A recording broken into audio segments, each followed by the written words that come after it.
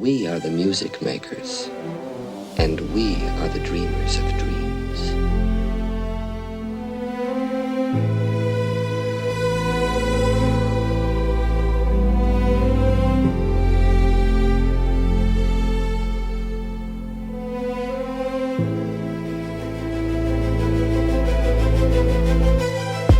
Imagine what would have happened if we hadn't attracted the magic we had back when we couldn't fathom. Life is a fantasy, not with the vanity, not the way it was back then. So I grab my pen and write it down like a scripture. Mr. Mystic, making hits for the misfits. The show where you don't know what you don't know when it's on again with Sean and Jonathan. Welcome to Metamystics, where you don't know what you don't know. My name's Jonathan.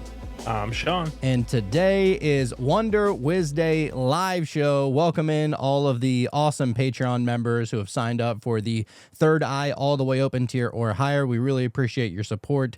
It's awesome, dude. And if you do sign up, then you do get to have access to come join us every Wednesday night. It's the most fun. You get to have conversations that you would get weirdly looked at from family members or from, people you work with or co-workers. Yeah. You can't have these kind of conversations most places. So we provide a safe place to get your weird freak flag on. Okay. That's just what we like to do over here. And tonight we have an especially special guest. Welcome to the show for the first time, Kory Moo. How are you? Hi, guys. Thanks so much for having me. I'm doing great, and I'm super excited to get really weird with everybody. Oh, it's our favorite. Yes. Mm-hmm. It usually is it's a highlight, to do these kinds of things and it's especially fun to talk about the orb situation, because I feel like most people have seen it nowadays. Like most people, I mean, maybe they don't agree with what it might be, but I like to quote Kevin Gates quite frequently, and there's a name for it, but I don't know what to call it. It's kind of one of those situations. A lot of people feel very spiritually connected to these things. Other people just say, nothing to be connected to because they're probably some, black project of the government that they figured out anti-gravity, and this is just their way of planning some kind of alien invasion, which coming from a conspiracy theorist, and I feel that also, but I don't know. What are your, first of all, how did you get involved in all of this stuff in the first place? So I was never really super into aliens or anything of that nature. I was definitely my interest was piqued by what was going on in the news. But as you guys might know, when things show up in the news, they kind of fizzle away after, the media circuit is done with this story. So it would pique my interest for a short period of time, and then I would forget about it. And I never really grew up super religious either. I mean, a lot of really weird paranormal stuff would happen around me growing up. And I was also at the same time very resistant to God or anything of that nature. So I was stuck in this weird position of, yes, paranormal things have happened around me, but I just don't really know how to label this or where to connect it in my life. So pretty much for the first 30 years of my life, I didn't give any of this any attention. And then I found Chris Bledsoe's story, and I read his book and was so inspired. And I thought, wow, okay, so maybe there's a connection here between what we call aliens and UFOs and then what might be spiritual at the same time. And after reading his book, a few months later, I went out to Wilmington, North Carolina. I met Chris, I met the family, I went sky watching, I saw orbs. And then I became orb-obsessed and was like, how can I do this on my own? And so that's what I did. I went out on my own and I just opened my heart and my mind and really wanted to seek this connection out and found that it's a lot easier than I expected it to be. It is crazy. I mean, I feel like almost everybody who is open to seeing something like this, you're going to see it. Maybe not every single night, and maybe not in every part of the sky. Maybe there's a specific part of the sky that they show up in your neck of the woods a little bit more than every other part of the sky. But you're going to have your naysayers and all your skeptics and stuff like that. Sean and I have experienced it firsthand numerous times, and we're just bewildered every single time. And I'm not gonna lie to you, I think one of the first people that really caught my eye on this kind of stuff. There's two people really. Shout out to our homeboy Electro Nick, but the other guy is who you were talking about with Chris Bledsoe, and I was so addicted. I mean, I remember listening to every single podcast that he went on. I was just like, this guy's story is so incredible, and he's seeing something, and then he's documenting all the videos and everything. You're like, oh my God, that's crazy. But even people, you'll get, skeptics with him because he used to own a drone company. He's had, the military show up at his house and stuff like that. And I don't know. I don't think any of that's going on. He seems sincere to me, and you got to meet him in person. I mean, it seem pretty kosher to you? Yeah, I have grown very close with the family over time. So, I mean, I know them totally apart from what you see on TV. Like, I know them and how they are when they're just hanging out in their living room or just coking and joking and being normal people. And they're really the most genuine family. They're super humble. And I totally understand where you're coming from when, like, you have NASA and our government and other governments, they're interested in looking into this person. It makes you wonder, what are the motives here? Is this muddying the water at all? It is hard to know what to believe, but at least from my perspective, when you get to know somebody on just like a more personal level, it makes a lot more sense. Yeah, I mean, I look at what he said. I mean, he has been ballparking this whole thing. This year coming up, Easter coming up, fingers crossed. I hope some shit, gets weird. I don't know exactly what that'll be, and I don't even think he said that he knows exactly what's going to happen. Maybe he suggests that there could be some kind of shift in consciousness or something like that. But, I mean, have you heard anything kind of behind the scenes, or have you put any thought into what may or may not happen around about Easter? So, my personal opinion is that I don't know that there will be a really big event. Like, I think there are a lot of people putting a lot of stock into Easter. And then there's a lot of skeptics that are like, well, once Easter comes and goes, then we know that he's a liar or whatever. So when he interacted with the lady, who is, in his opinion, like the Holy Mother, the Divine Feminine, she told him that when the star Regulus, it aligns with the gaze of the Sphinx at dawn, that's when the new knowledge will come. And so that's where, in my opinion, it's like, I don't quite know what to believe because NASA is the one that told him Easter. And then they also said that it could be in October.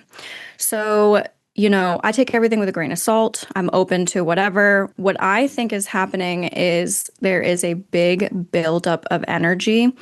I mean, think about what's been going on even in the last few days, the last couple weeks, what's going on in the world, what the president of the United States has said, saying that maybe he's going to release UAP docs. I don't know. Frankly, I don't even care, or I don't even know if I should trust it.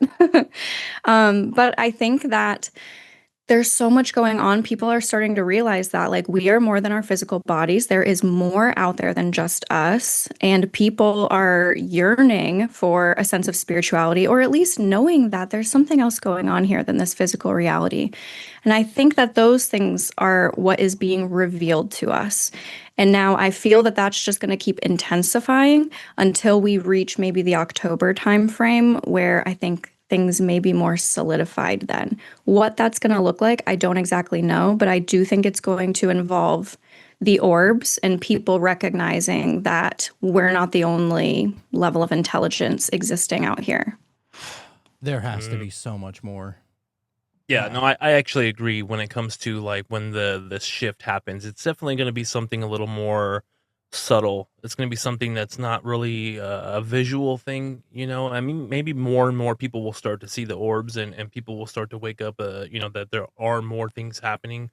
But as far as like something dramatic, something just amazing visually or whatever, I don't think it'll be something like that. I mean, there's always been somebody saying, oh, there's this thing coming or this thing coming, and usually nothing happens, and so I think it's going to be more along the lines of consciousness itself. So I agree with you. Right. I agree. There's been so many things coming out, even in the last year alone. I mean, think about like the telepathy tapes. You guys are familiar with that, right? Hmm. And just listening to that blew my mind. And I don't even think that everything that's going on is just an orb phenomenon. I think that all of these amazing psychic things that are coming out with the telepathy tapes, with mind sight, remote viewing, there's a million things that you could name. I think that they're all connected and that we are more than what we give ourselves credit for. I'm not surprised that like the powers that be don't want us to know that we are super awesome, cool creatures that have these psychic abilities and connections with other levels of intelligence. I just think that that's all going to come out. People are going to realize what is actually going on here and their true potential. Yeah. I think that there's probably a lot of people that are kind of succumbing to the fear a lot, especially with everything going on in the world. And I thought it was especially weird that, this year is supposedly the year with the lady or the new consciousness or something like that coming. But it is interesting because he did say that there would be a war with Iran. And I was like, okay, it's the Middle East. There's always wars in the Middle East and whatnot. But for it to happen at the beginning of 2026, I thought that was especially maybe just a weird sign, a weird coincidence or something like that. But I mean, I don't know. I think it's all I don't know if there's ever really a war for a good reason, to be honest with you, especially not nowadays whenever there's oil money and all this other bullshit involved. And removing leaders so you can install a leader of your own choosing. And I don't know. I can't get down with it. To be honest, I try to stay as far out of the news as I possibly can. But yeah, as far as like the orbs and stuff, like, so was your first experience seeing one actually up in the sky with the Bledsoes? Yeah, so my first experience with the orbs with Chris was in April of 2024. And after, hindsight's 2020, it reminds me of an experience I had when I was 12. Where I, at the time, kind of chalked it up to like maybe it was aliens. But looking back on the experience, I really, truly believe that I saw my first orbs when I was 12. But then this entire period of time went by until I was 30, where I hadn't seen anything like that again. So once I met Chris and skywatched with him, that's when I really felt that push. It was like irrational. I felt like a crazy person. Like, I honestly think it's them pulling me out there and inspiring me to go out and try to do this on my own. And I mean, that's what I did. And that's what I try to do with other people, is just try to share my experiences to inspire them to seek more in this life too. Oh yeah, dude. There's something real special about it. Even if you're, I don't know, even if you're undecided on what spiritual flavor you are, religion you are, maybe you're not even spiritual or anything, you go outside and you see what is clearly something that is unknown to you. I mean, it's not a satellite. Maybe you throw the satellite checker up there. All right, well, that's canceled out. It's not an airplane because it doesn't have the red and green and white lights and all that kind of stuff. So what is it that is swirling around in the sky? Sometimes it goes in a straight line. Sometimes it gets really bright and then poof, almost just going into invisibility. That has to play into the subconscious, into the mind, into the spiritual understanding of the viewer. And that was my reaction. My first time I saw one, I was like, I don't know what to do with this. Like, I was so stoked. I was really excited. I thought that it was amazing. It felt like a spiritual experience. I mean, that's kind of probably what you were feeling as well, right? Yeah, it's a pretty just indescribable feeling of like when I'm out there and I'm speaking out loud and I get a clear response, as in like something flashes in response to what I'm saying. Or if I ask them can you send out 2 bright ones passing closely by? And then within 20 seconds, that happens. It's like, I do think that it's important to have a healthy level of skepticism and be like, what am I looking at? And go through, is it XYZ? But when you just have these countless experiences, it's like, you're connecting with something. And I sent you a couple of pretty cool videos too that I hope we can get to at some point, but Yes. of me getting some of the best reactions ever, where I'm like, that human part of me still, after all these experiences, still tries to talk me back, right? There are still some times where I'm like, am I just batshit crazy? Like, am I experiencing what I think I am? And it's that human part of you. And sometimes I have to rewatch some of my videos and be like, no, stop trying to diminish your experiences here. Like, this is real. And yeah, it's a out of this world feeling to know that you're communicating with something. And in my opinion, they love us and they love you. And anybody who's watching right now, they love you too. And it's pretty profound. And so when you saw those for the first time, because I've gone out and I've seen what looks like satellites. I've seen some that are just like the size of a star. It's really small, but it's moving across the sky and it's going in a straight line, the whole time. But then I've also seen other things where it was like there was nothing in the sky and then something came in and like it got kind of bright and then just went out really, really quickly, and Hmm. I can't call that a satellite. I don't really know what that is. And sometimes like you said, I kind of question myself, like, is that just my mind, kind of projecting that? And it's like I'm just seeing things now because I want to see something. And so whenever it comes to the orbs, that's the one thing that I go back and forth with so much. One, I don't know what to do with it. And two, am I seeing satellites? Am I seeing something else? And Hmm. so it's so strange when it comes to the orbs for me. It's hard because you want to say that it is this, or you Yeah. want to say that it's that. And our Mhm. mind, it works in compartmentalization, right? Like we want to say that it either is alien, it is angels, it is interdimensional entities visiting us from the fifth dimension. We want to say all of these things, and maybe they're all right. Maybe none of them are right. Maybe some of them are right. How do we confirm this kind of stuff? But I think the one thing that most of us can agree on, especially if you're, a listener of this show, there's a spiritual aspect to this. And anybody that says anything otherwise, how do you explain the coincidence of you asking them to show you two in the sky?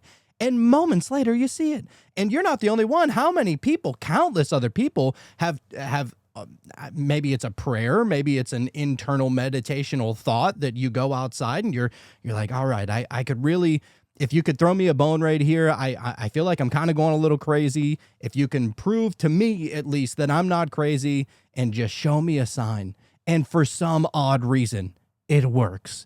It's like Hmm. how it's like it has to be spiritual at that point. At least what we like to call spiritual. Maybe it's maybe spirituality is just a language that you don't speak out loud. It's kind of like it's some kind of radio connection that we have to the things that are beyond the veil, because maybe they can't speak in our language, or maybe they don't speak language. I don't know. A lot of it seems to be telepathic. Yeah. Yeah. It for me, the reason that I know it's spiritual beyond what I'm feeling is that I'm praying and that I talk to God. Like, there are a lot of people out there that want to say that someone in my position is being fooled or deceived by dark forces. I hear that a lot. It doesn't bother me because, like, every single day, I pray all throughout the day. I have never been so close to God than finding Chris's story and exploring this on my own. And the deeper my connection gets with God, the deeper my connection is with this phenomenon.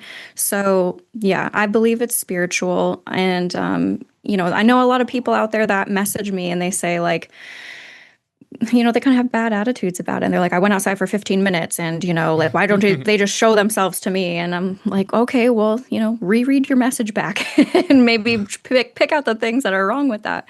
Right. Usually, if you come from a humble place, you don't even have to be super spiritual because guess what? I wasn't. When I read Chris's book, he just says, like, just start praying, and I was like, oh good, here we go. Where do I even start with this? And I'm like, Mhm. hey God, it's me, your girl. I don't know, like, what to say. And so just start somewhere. And if you can open your heart enough and be curious and open enough, and even if you're not totally convinced that there's a God, just go out there hoping to be convinced, hoping and be like, if there is, try to show me, please. And I think that you'll be pleasantly surprised what you could experience. Hopeful, but not doubtful. I think that a lot of people go out there and they're like, okay, let's see, impress me. I'm here to be Exactly. impressed, and maybe that's not the right way to connect. When is that ever the right way to connect with anybody or anything? I mean, most of the time, Yeah. if you say, all right, you say you can act, well, dance, monkey. It's like, fuck you. I'm not dancing for you. Now I don't want to do it. Yeah. Right? Yeah. I think that it's interesting though about a lot of people kind of with the skewed vision of this kind of stuff. It's dark forces, it's demonic, it's deception, it's this, it's that. It's like, man, they love to give the demons so much credit. You know what Oh I'm my saying? gosh, I Like, know. That's exactly my thought is like, I don't know about you guys, but like, my life is full of nothing but light, love, and happiness because I'm focusing on God. If you guys want to put all your fears out on the table and focus on that, and I just think you're giving more power to something, in my opinion. And I'm like, someone important in my life recently said to me that don't address the darkness, only address the light. And that doesn't mean that you're pretending like the darkness doesn't exist, right? Like we all acknowledge that there are light forces and dark forces. There's a yin and there's a yang in this world, but just don't even address the darkness. Goodbye. You don't exist in my world kind of thing. yeah, it's kind of like you're feeding the wrong egregore, dude. What are you doing? Right. Why are you feeding all of this energy and all of this attention into finding all of the bad? It's like, when's the last time somebody tried to search for proof of an angel or proof of God or something like that? It's just heavy focus on the darkness that people are, and I get it, maybe people come at it with, a peace of mind that's like, well, we want to try and shed light onto the darkness. It's like, okay, you probably shouldn't be consumed with that though. You kind of Exactly. you want to bathe yourself back in the light after you've been playing in the mud. Like, it's like, get out of there. You gotta go take a shower or something, or spiritual shower, whatever. I'm just trying to be weird over here, but Right. I think that you got to have at least some kind of balance with all of this. Yeah, I think that they're giving so much power to the thing that they don't want to give power to. And also, these are the same people that are like, God is the most powerful thing out there. But then how come when I pray to God, you're saying that demons are showing up for me? How does that make sense? Like, make it make sense to me. Yeah. So those are just people that are like putting their personal fears onto me and my experiences. And that is just not my experience at all. I've had an experience that was certainly shocking, kind of like up close stuff that is like earth reality shattering, but it wasn't anything that hurt me or negatively affected me. If anything, I feel as though it set me on a better trajectory and made me a stronger person. It's like, I'm not like heavy into the Bible. I've been lightly reading it more recently, but anytime a human sees an angel, the angel always says, like, don't be afraid Do not fear. because they're fucking scary looking. So you're going to sometimes see things that our little monkey brains can't quite comprehend and that are scary at first. I mean, whether it be an angel or whether it be anything, if you see something for the first time, you've never seen it before, you have no reference point, it's going to freak you out. That like self-preservation, fight or flight is going to kick in sometimes. That doesn't mean that it's bad. It just means you've never experienced it before.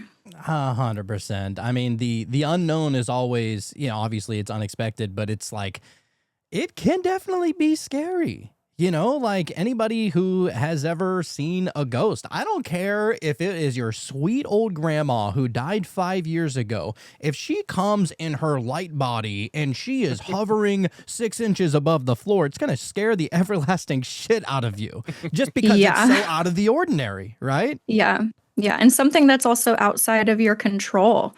I think that is a huge component to fear, especially with like this orb phenomenon, because I've seen it so many times. I've felt it myself, is when you start seeing orbs pop off and then you hear like a twig snap near you and you're like, oh my God, please don't come any closer. You have that like you feel really great, but then there's a certain moment where you might get a little nervous because you're like, I'm not in control of this. What if they come too close for comfort or whatever the case may be? So I think that like lack of control is a strong element in this equation. For me, it would be like, wait a minute, what if they are demonic? You know, you start freaking out, Yeah, dude. and your own fear really gets in the way. But Yeah. from what I've seen, my experiences is that they obviously can sense how you feel, and they're not going to push you more than you can handle. And they don't want you to be fearful. And a lot of times they're actually pretty playful too. So, you know, Mhm. they have a good sense of humor with some things, I feel. But yeah. No, Oh, I we've feel the had a lot same. of people talking about their experiences, and one guy was even saying like an orb like passed through him, and I'm like, man, what am I doing wrong? You know, that I don't have any experience. Like all the orbs or lights in the sky that I've seen are either the ones that get real bright and disappear, or the little star, you know, sized ones that are just kind of going in a straight line. Nothing, no, none of them are taking like these 90-degree turns or doing anything fantastical, you know, enough for me. Like it's always enough for me to talk it away. And it always And seems Right. that's what super gets me. it's always super far away too. It's never up close Yeah, and it's personal in never our yeah. experience.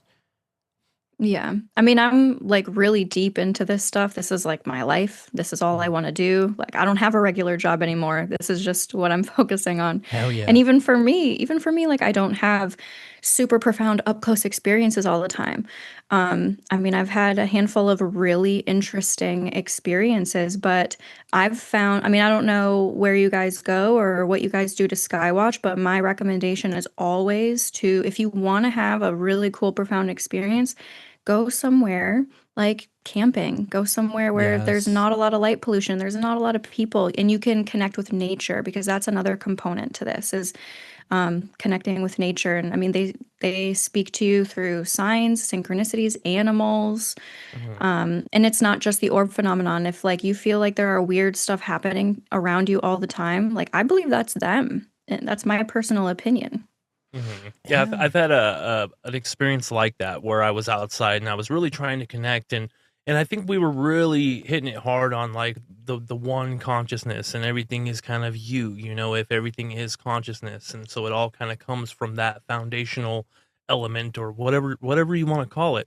And I was outside and I was like, show me something or something that I could hear that I would be able to understand. You know, I was really trying to connect with it and get some answer, something from it. And I saw a shooting star like right after that, and I was like, "Oh, that's cool," because it was like the most amazing shooting star I've ever seen. And then my wife comes out and she's like, "Oh," and she's trying to show me her phone because she's showing me some video of some guy doing something stupid or whatever. And she comes out and she says, "Oh, that was you." So like her telling me in her words, you know, that was you. It was almost like right after that happened, it was like a sign. You know, I was Oh like, wow, yeah. I Yeah. asked for it and then audibly, you know, someone's telling me that was you. And so I was like, oh, it is me. And so it is all Hmm. one. And like it was just like this cool, like synchronistic experience. Yeah, they're gonna find little ways and leave little breadcrumbs like that. Over the weekend, I met up with a group of my friends and we went sky watching, and we didn't see anything at all. And you know, people started to dwindle and go home, and it's like midnight. It's like me and maybe six other people, five other people, and me and one of my buddies, we start walking out to the parking lot because we were at a park, and we're walking to the parking lot. It's just him and I, and he's like so bummed that he didn't see anything. And I said, it's okay. Like, it's not anything that any of us did wrong. Sometimes I feel when you have like a bigger group of people, you're less likely to see something. And we're in the parking lot, and I said, that it would have been nice to see something. And right in that moment, it didn't, it was like a shooting star, but it didn't have a tail, and it was like blue colored. And it started from one end of the sky and went like a rainbow completely to the other end of the sky. As soon as I said, I mean, it would have been nice to see something. And he saw it and I saw it. And I'm like, okay, and you can probably write that off as a shooting star, or if you're like me and you find the magic and It's a everything, then sign. Mhm. then it's a profound experience. So, you know. Absolutely. And I think that's what we should be doing anyways. You know, I think we should be looking for the magic and the spiritual understanding and the signs, and I mean there's magic everywhere. You know, should you be open to, you know, paying attention to it. I think that's where we kind of get it wrong. You know, we want something so specific for us instead of just kind of being more aware of everything, you know, instead of just Mhm. one specific, like if I see an orb, it has to be an orb. and so allow it to show up in a different way. And I think that Yeah. gets a little underestimated. And play around with different things because, like, I'll give an example. I was skywatching alone. This was about a year ago. I think it was like January a year ago.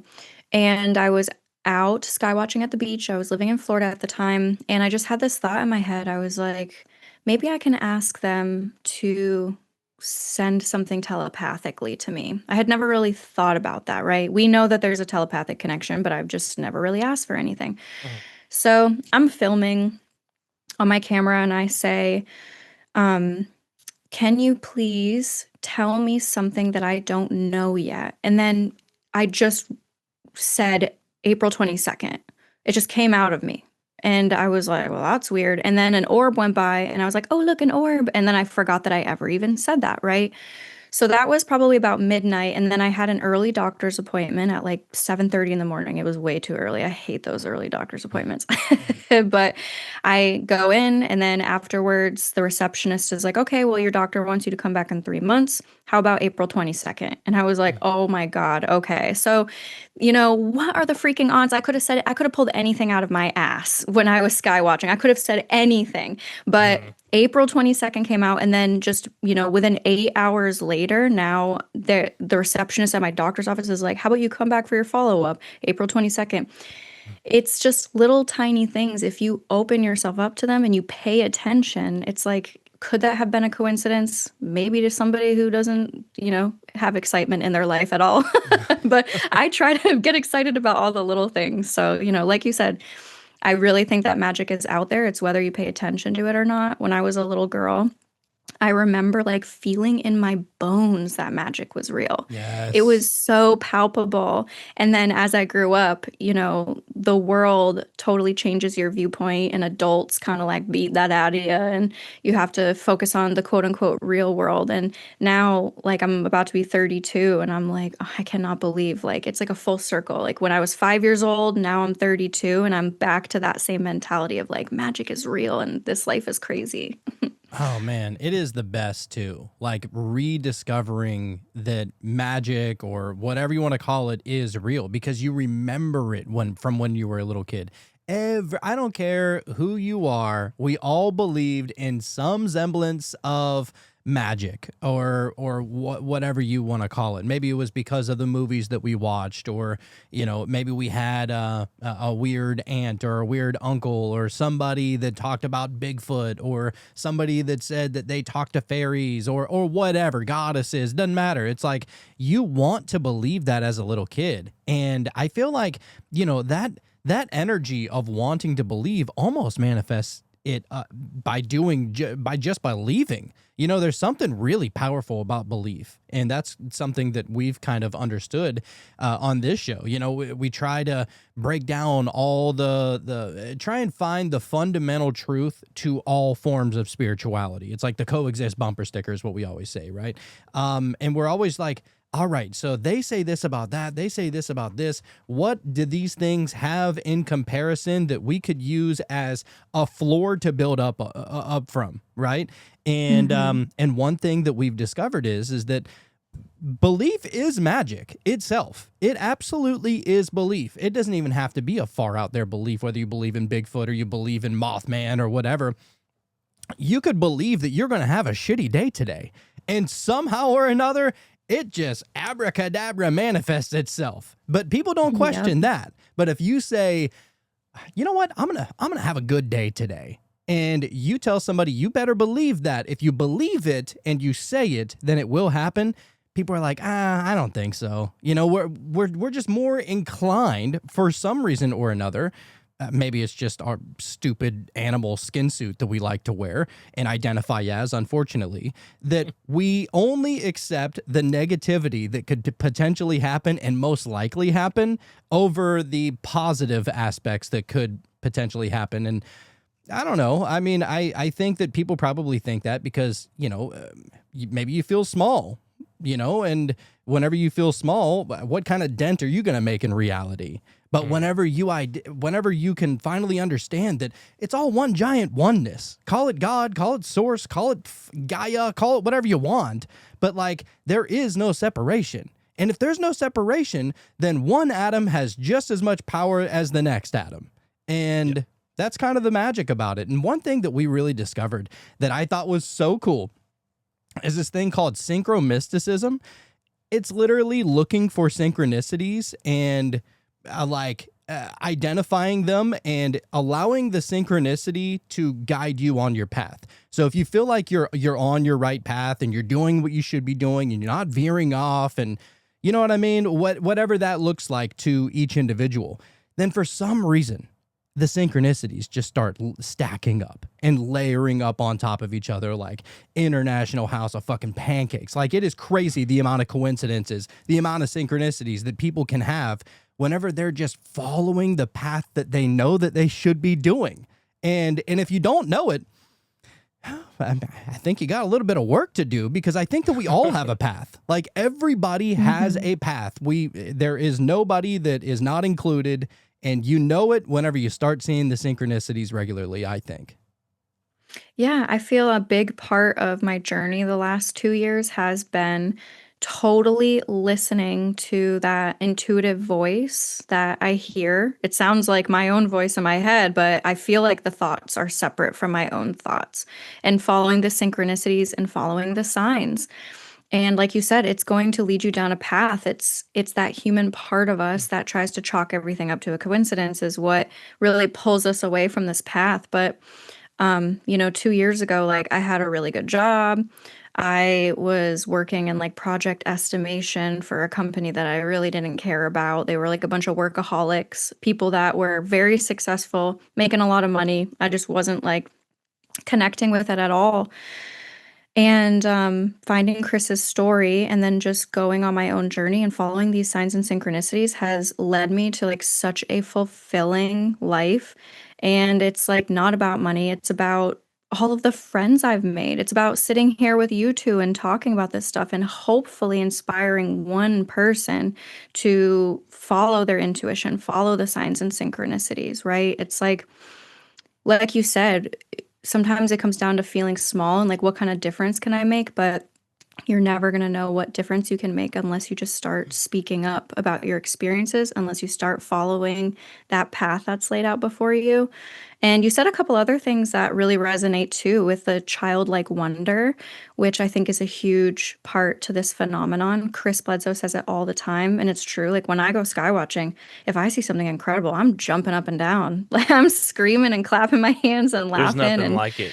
oh Yeah. my gosh, I like, the the most I jumped around in a circle, and I was like screaming my head off. I was with my friend and we were on Wrightsville Beach, which is right outside of Wilmington. And I'm setting up my camera. So like, I recorded the audio and all of this. I didn't catch it on camera, but I was setting up my camera, pointing it at the ocean. And my friend behind the camera is like, "Oh, there's a little orb up above us flying overhead."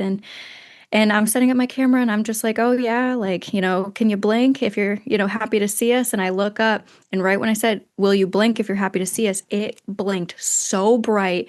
And I mean, we were jumping and like hugging and screaming and crying. I mean, tell me that's a satellite right in that moment when I say that. Like, I don't know, you just can't make this stuff up. And having that childlike wonder is so powerful. And then to add on to what you said about belief, yeah, belief is really important. I recently did an interview with this guy, Alex Stefan, and he works closely with Dahlia Burgoyne, who I'm sure you guys have probably heard about. She's really big in this whole mindset thing, as well as the telepathy tapes.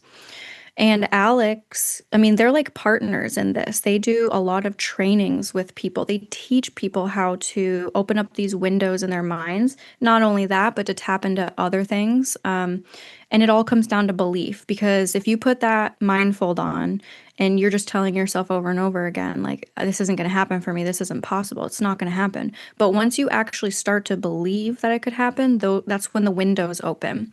They also have been showing a lot of people sticking things to walls. Have you seen those videos at all? Yeah, and I'm They're gonna be real with you. The first time I saw it, I was like, "Get the fuck out of here! Let me try it."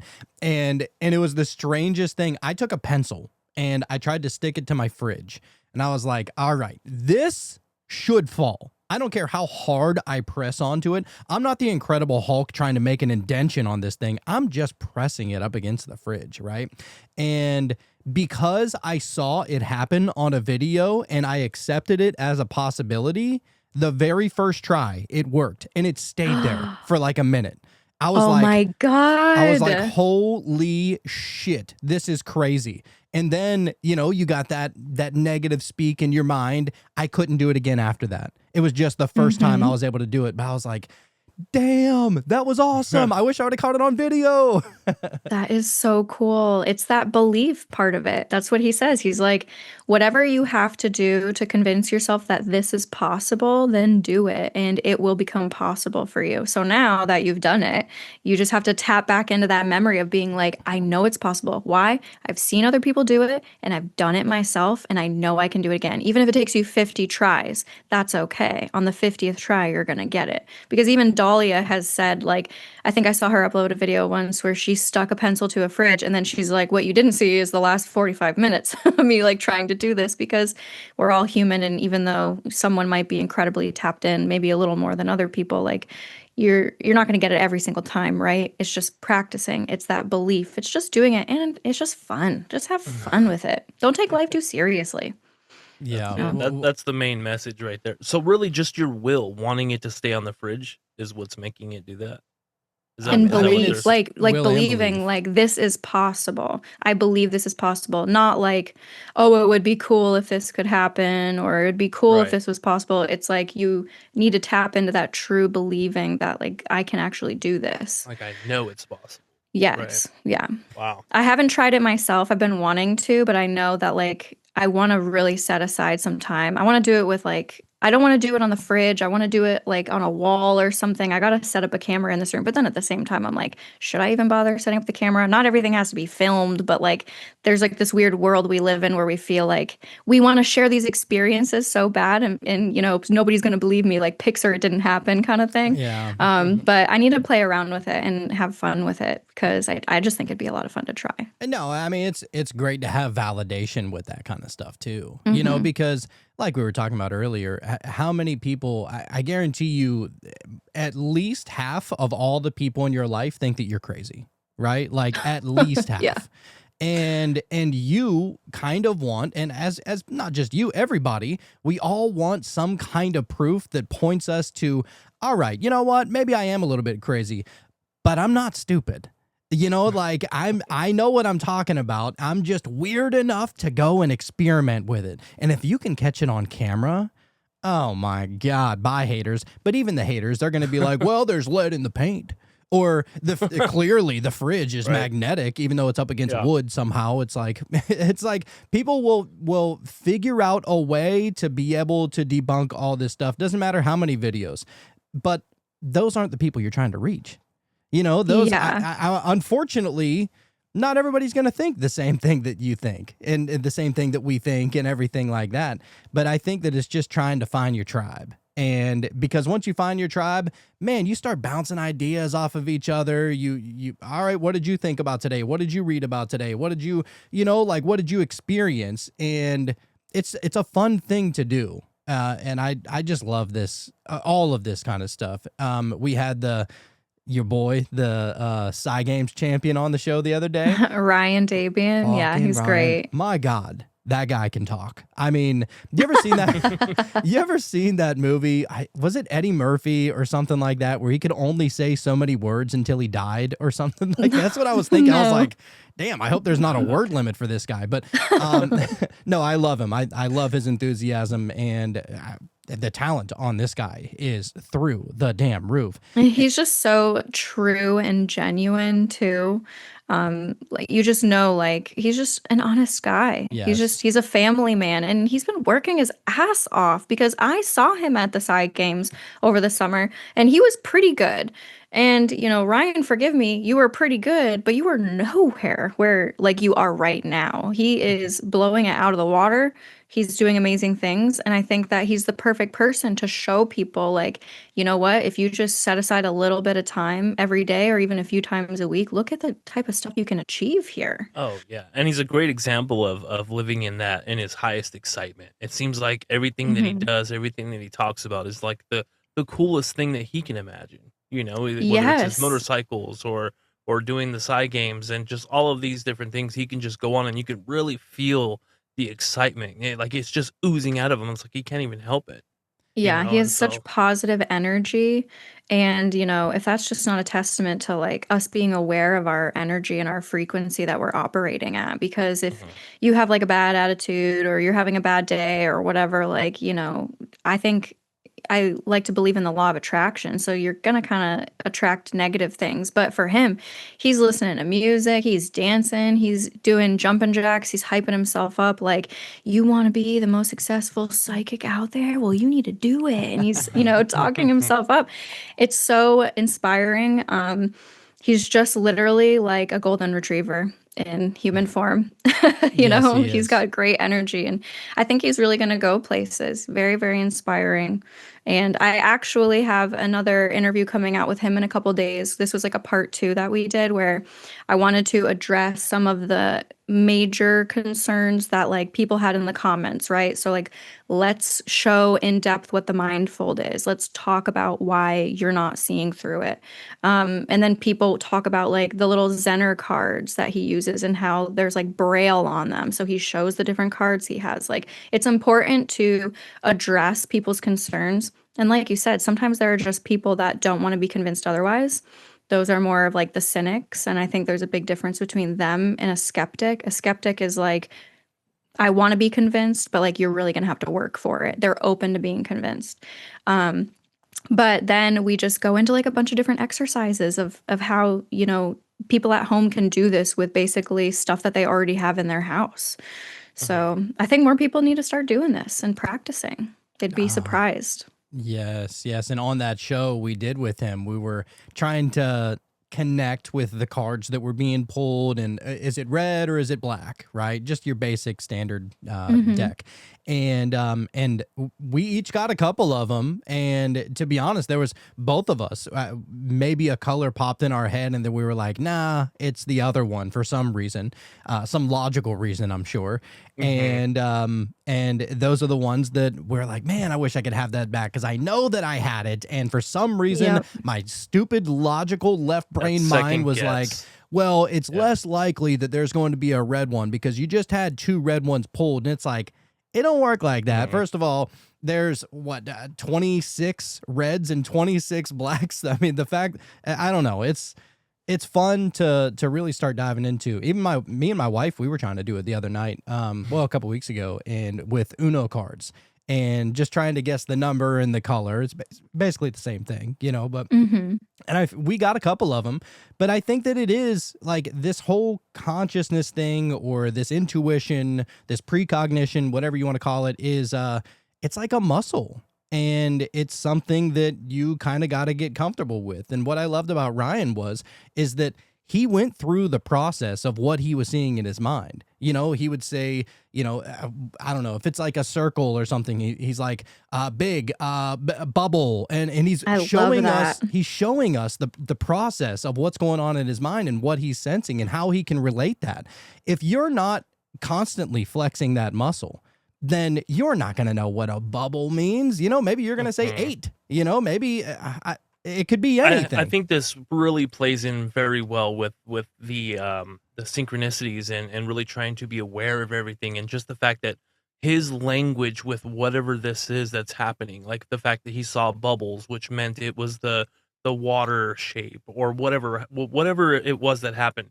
he's already developed that the symbol or the imagery for whatever that is, and so it's Yeah, just he gets sour jaw when he sees the water, yeah. and he's like, it's like I have a like a jawbreaker or something in his Mhm. mouth, Yeah, because which somebody is was, really cool. helping him with that. They were helping him train, and they would give him a sour candy every time that he got that one or whatever. So, yeah, it's just impressive what the mind is capable of. And I'm sure it's even more than just the human mind, you know what I mean? If we're talking about consciousness and possibly things outside of us, it's just being Yeah. aware of it. I, Yeah, his whole process is so cool and so fun. Like you said, just seeing him work through these things. He I watch a lot of his videos and they have like these little index cards where they write words on them, maybe just like one word, 4 or 5 letters. They kind of start small. And he's obviously blindfolded and he is handed a card that says Ryan on it. And he's holding it in his hand and he has the mindfold on and he's like, I'm feeling a lot of self-love and like all of this stuff, but it was his own name on the card and he's like, "It's my wow. name, it's me, it's me." And it's so incredible the things that he feels. It's so inspirational and you can see when he's working his way through it and then when he gets it and there's that excitement in him. And sometimes, rarely, he doesn't get it. So in the interview that I have coming out in a couple of days, I was like, "Okay, we're going to do the exercises he wants to do, but I'm going to kind of throw a wrench in it and see if he can pick up on some pictures that I have on my phone." So, like I held up, I think, a picture of my dog and he just couldn't get it. And I felt bad because I'm like, I don't want to discourage him, but that's okay. Like people aren't going to get it every time. And then the next image that I held up was a picture I took of the Outer Banks. So it was like a beautiful sunset in the ocean and the sand. And pretty much right when I held it up, he's like, "I see the sunset and the ocean." And I was like, "Okay, so just because you didn't get the other one, that's okay. You're not going to get them every time, but you hit it out of the park on this one." So yeah, he's freaking really talented. That is unfreaking real. And I think that it points to what many mystics for millennia have been saying, and it's to know thyself. Hmm. To become comfortably aware of the inner you, the you that existed before incarnation, the you that will exist after, once you pass. It's like that part of you doesn't care about ordering Domino's tonight. That part of you doesn't care about binging another episode of the same season that you've seen 5 times. That part of you could care less about whatever the material and sensational part of the world actually is. It's crazy because it's like that part of you wants to come out. Like that innermost part of you, that meditative you, whatever it is, that part of you wants to come out. And for some reason, we just like to drown that motherfucker. It's like, it's unfortunate. I wish that I could be my best, highest self all the time. And, because if you think about it, if you truly knew yourself all the way, like intimately know yourself, whenever you have a thought or a feeling or an epiphany or anybody says anything to you or whatever, nothing could affect you because you would offset it. You already know exactly what you need to get you through that moment in time if you truly knew yourself. And that's something that, we're trying to work on too. And I think that I think it starts in meditation. Hmm. Yeah, I agree. I think that meditation is an incredibly powerful tool, and that at the very least, it just helps you become more grounded, more relaxed, get rid of your anxieties. And a lot of people struggle with meditation, and I say just go outside for 15 minutes, leave your phone inside, close your eyes, listen to the birds, listen to all the sounds around you. Like meditation can come in a lot of different forms, but I did the Gateway Voyage at the Monroe Institute Wow, last jealous. May. It was unbelievable. It was so cool. I didn't go out of body, but I had like some really profound, amazing experiences, and it was totally life changing. Definitely. Okay, that's definitely something that we would love to do one day, is to go to the Monroe Institute. We've talked about it almost ad nauseum at this point, just so Mhm. obsessed with it and talking about the Gateway tapes. And I mean, Bob Monroe, it's like, holy shit, all of this stuff has been even documented by, the FBI or the CIA or just dark government files, and, was only released, maybe a decade or two ago. I mean, they held it yeah, they held on to it. They didn't want to show anybody it was like 20 or 30 years that it was like covered up and redacted.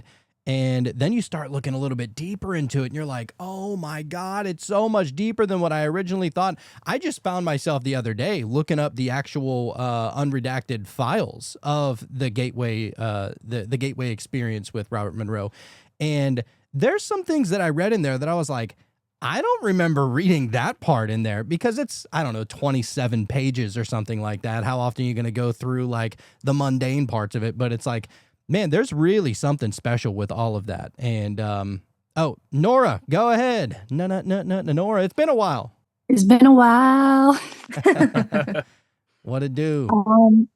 It's all good, bud. Hope you and all the rest of the one are doing great. But the topic of tonight, I just got on like about 10 minutes ago, and you guys were talking about affecting things with the mind, and I could not help but think of my own personal story when I did that. Whenever you guys get a minute, I'd love to tell the story. Dive in. Don't tease us. Come on now. I'm just kidding. I want to. Yeah, I'm really enticed now. Yeah, sorry. So, I was about 13 years old, and my dad and we were on a long road trip from West Virginia to about Salem, Virginia. It's right outside Roanoke. The trip was only supposed to be like 3 hours, but his shitty beat up car kept turning off on the road while driving in the middle of the night. And I remember being absolutely terrified, like, we're not going to be able to get home tonight. And my dad, when he's mad, he gets very vocal, and I'll leave it at that. And I was just so scared that we weren't going to make it home. So I felt like if I could focus on this one part of the car and focus on it staying on, then the car would stay on.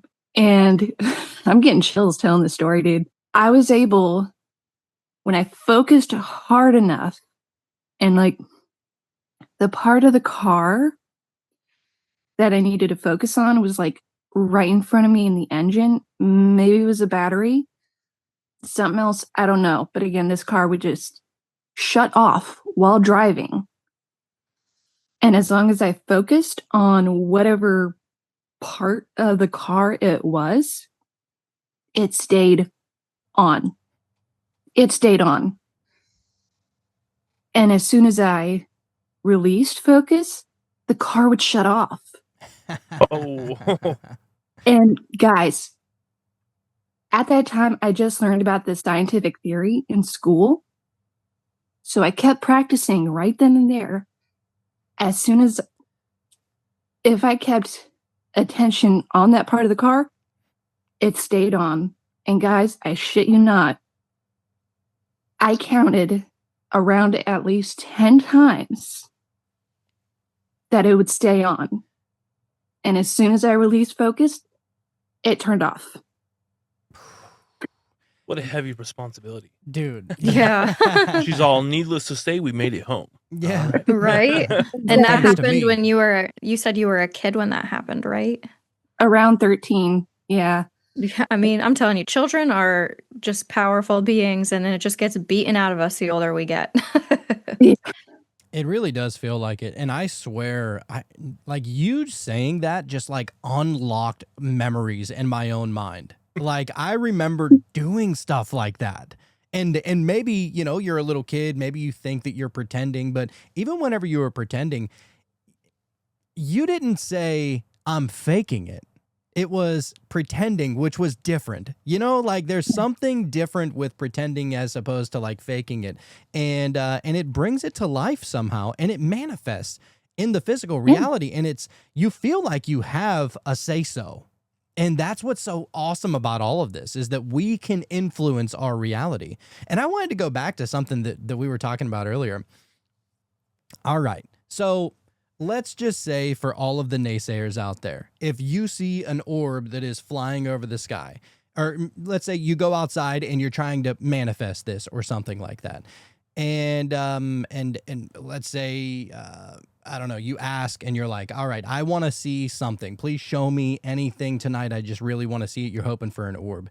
Even if like a seemingly satellite or something just pops out in the sky, didn't you kind of just manifest that in a really strange way? Like, I mean, it's perfect timing. It almost, and if everything is one, then wouldn't a satellite be just as spectacular as an orb if you're just out there trying to manifest it in the moment, at that moment in time?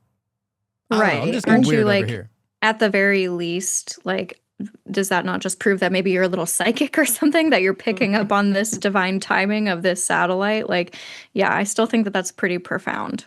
I think that's what a lot of it is the timing of certain things, that someone comes up to you and says something just as you were thinking it, or someone calls you right when you're thinking about them. It's Yeah. like all of these things that I don't think there's any real limit to it. And that's the crazy part about it. I think the only limit to it is the limit that we put on ourselves. And we're Yes. constantly doing that. all the time. We're really dude. good at it too. Yeah, you we know? got that governor inside of us. It's just like, Yeah. that's enough magic for today. That's Yeah, enough. That's It's like, that's the demon, if you ask me. for You know what I real. mean? Yeah, that's such a good point. Yeah. I do want to share your videos now. Let's get into the absolute nitty gritty right now. And I think it was on Google. There we are. I have them all pulled up here. And is there a specific order you want to go in? The Kissing Me or either of the Wrightsvilles? The Wrightsvilles, those ones are good. That might be in chronological order the first two. Okay, so you got October 9th of 2024. Oh, I think they're And both then October 9th. There yeah. might be one that one comes before the other, but it honestly doesn't matter. It's basically the same exact thing happening multiple times. Okay, all right, let's go with this one, and we're going to play it. This one's 21 seconds long. Mm-hmm. All right, so we got it up here. Whoa! Okay. All right. Whoa! That, holy shit, it was reflecting off the clouds. That's Yeah. not a satellite, by the way. No No way. way. No way. Holy shit. That was the brightest thing I'd ever seen. I mean, if I would have saw that in the sky, we need to see that again. Just, And you can see an orb come out of it too. Right Yeah. there. Yep, right here. Wow. Mhm. It's almost like it was giving birth. That's Yeah, crazy. that's something me and my friends say sometimes. Yeah, and the next video from Wrightsville Beach, it's essentially the same thing. And I don't know if there's not audio or you have it muted. It yeah, doesn't yeah. matter. But the second one is good because you hear me say, like, you guys are getting so dim on me, and then it just explodes in the sky, like in response to it, which is really cool. All right, let's see. I got the volume up now.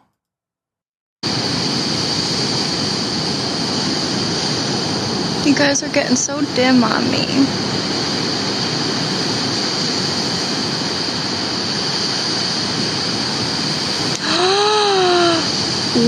What? Thank you. And there's that little orb you popped out. Wow. Thank you. Okay. Oh my God. We're doing it wrong, I think. Whatever it is, we're doing it wrong, I think. Holy shit. Yeah, we've seen orbs, but not like full-on explosions in the sky like that. That looks like some combustion is going on up in there. Yeah, that was right after a weekend that a bunch of us spent like hanging out around Chris. There's a couple times a year in Wilmington, North Carolina, where they have In April, they have Azalea Fest, and then in October, they have River Fest, and it's just like a street fair, right? Like tons of people set up booths and tents. Chris just sets one up with his book, and people can come and just talk to him, take a picture with him. Like he doesn't charge money or anything, get their book signed, and then we usually skywatch at night. And this was taken a few days after the festival. So I kind of got stranded in Wilmington. I was living in Tampa at the time, and a hurricane was coming. My husband was like, "Why don't you just extend your trip?" I was like, "Okay, don't twist my arm. I'll stay." And so I ended up staying a few extra days, and I just captured this over and over and over again. And a day prior to this, there was some other people that were with me, and we all witnessed it together. So this had been happening for a couple of days in a row. It just didn't happen for like a huge crowd of people. Like I said, I feel the smaller the crowd, or even if you're just skywatching alone, that's when you start to have really profound experiences. Sean, Yeah, that was amazing. What do That you- was ridiculous. what do you do with that, Sean? That right there. I mean, how do I you don't know, categorize dude. that? I don't know what to do with that. I mean, I can only hope to see something like that one day. I've seen things that seem to pop in and out of existence, but that was some Star Wars shit. I You know have what I mean? I have another video I didn't send you guys. It's from like a couple days earlier when there was just a few of us on the beach, and like I said, we had been like just catching this phenomenon on the corner of our eye, or like I was just catching it like as it was happening with my camera. It was not as clear as this because I had prayed and been like, "Please let me capture this when I'm like zoomed in on you," right? Which is why I think it happened, but days earlier, I have this video where I have the camera, and right on the edge, you can see like it illuminate right on the edge. And I move my camera and I focus. So you see this one exploding, an orb comes out, and then like 30 seconds later, that one explodes and an orb comes out. And it's just like they're constantly, I don't know what's happening. I'm not quite sure what to make of that, but I know that that is no satellite.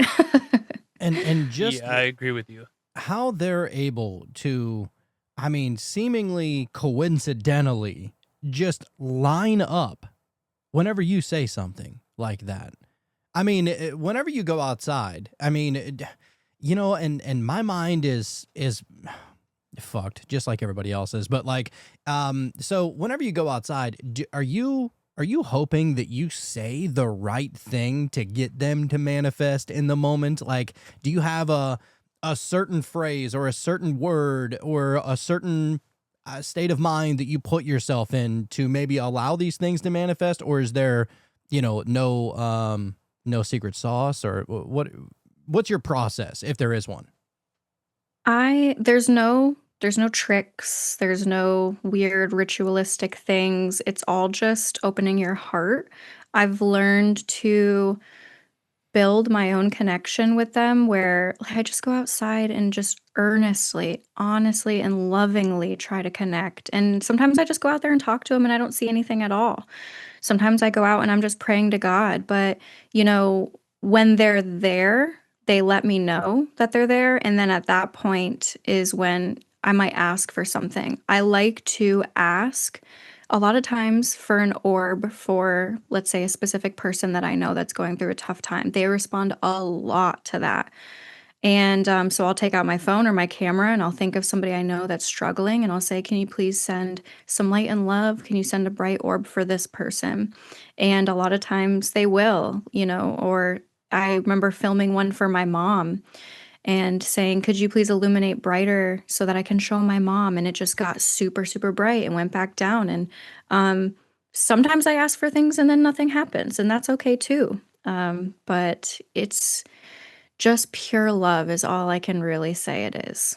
Yeah, I feel like it's the selfless moments that causes the most magic, and that in Yeah. my experience anyway. We've done money spells. We've done like we try and get real weird on this show. There's nothing we won't talk about spiritually, right? And we did a money spell one night, and I was like, you know what, dude, I'm not gonna make this for me. I'm just going to try and be selfless about this. And that selflessness, I believe, literally the next day, I made the most money in my life in one day that I ever have, and still haven't been able to touch that. Like, it was Wow. such a crazy manifestation that it just worked out that way. And also, you know, I went I've told this story before, but I went camping with my daughter and my nieces and my nephew. And I was sitting out by the campfire. Everybody's in for the tent for the night and or getting ready to be in for the night in the tent.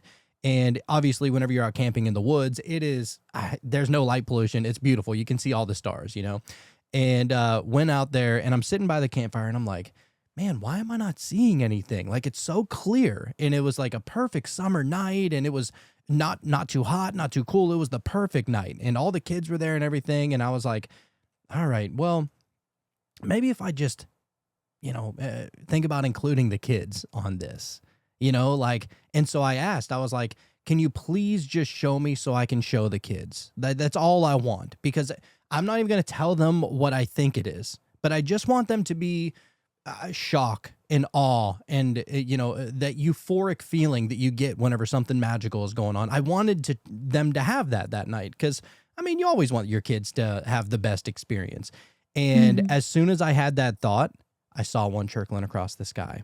Anyway, long story short, I told the kids to come out here and look at it, and we saw 21 orbs in one night. It was like the craziest night for orbs, and they were all coming, I mean, from south to north, east to west, and all the different directions. It wasn't, you know, mechanical, like only coming from one direction. It was coming from all directions, and I think it was because of that selflessness. Like, and also, I mean, capturing the imagination of kids is probably pretty damn powerful in and of itself.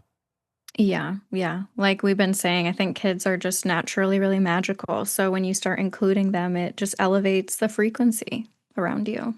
Yes, yes. All right, so we do have one more video. And this one's 40 seconds. All right. So can I preface this? Please. There is actually another one too that I think is cool. You don't have to show it, but this one is this the Kissimmee Prairie? Okay, so Yes. speaking of camping, so after I met Chris, I decided, okay, I need to go out and do this on my own. So in June of 2024, during like it was the summer solstice, I went out to the Kissimmee Prairie in Florida. It is a designated dark sky area, so there's no light pollution. And I had just this unbelievable, profound experience. I had close encounters. It was like really what just pushed me in this direction even harder. So now this video is from exactly a year later, and I kept calling it my Orbiversary because it was the 1 year anniversary to like me going out on my own and doing this.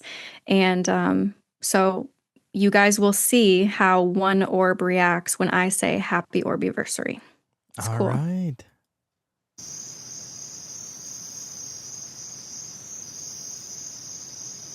Hi.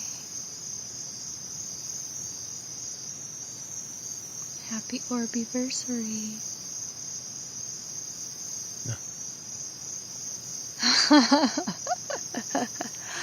Oh, look at how many times it's flashing. Thank you. Happy Orbiversary. Wow.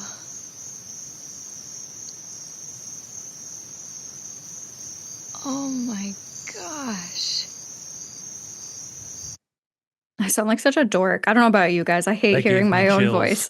Oh yeah, same here. But same I'm here. like, you know, so it flashed like really bright 3 times. And then when I said it again, another orb illuminates. And yeah, when I'm like, I mean, I was hours into a Skywatch at this point. So I felt like I was like loopy and just like high on the energy. Okay, so this one's cool. This one's closer to like a minute and a half. What you're going to hear is just me basically throwing out like, can you do this? Can you do this? Can you do this? And if you're just patient for about 30 seconds, you're going to see like what they show me. It's really, really cool. Okay, here we are. Let's go. All right, so now what's this one? So this one is like a minute and a half long. Basically, you're going to hear me in the beginning kind of throwing out like, can you do this? Can you do this? Maybe can you do this? And then if you just wait about 20 seconds or so, you're going to see what they show me. It just takes about 20 seconds after I ask them. All right. Could you maybe send out a bright triangle, please? Or a bright straight line? Maybe 2 or 3 bright orbs?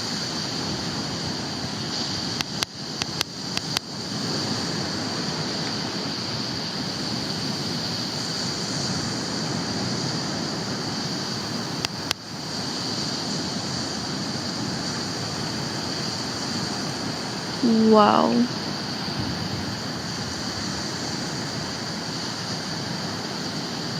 Whoa. Wow. Thank you. That is so cool. And there's a third one coming in too. Oh my god.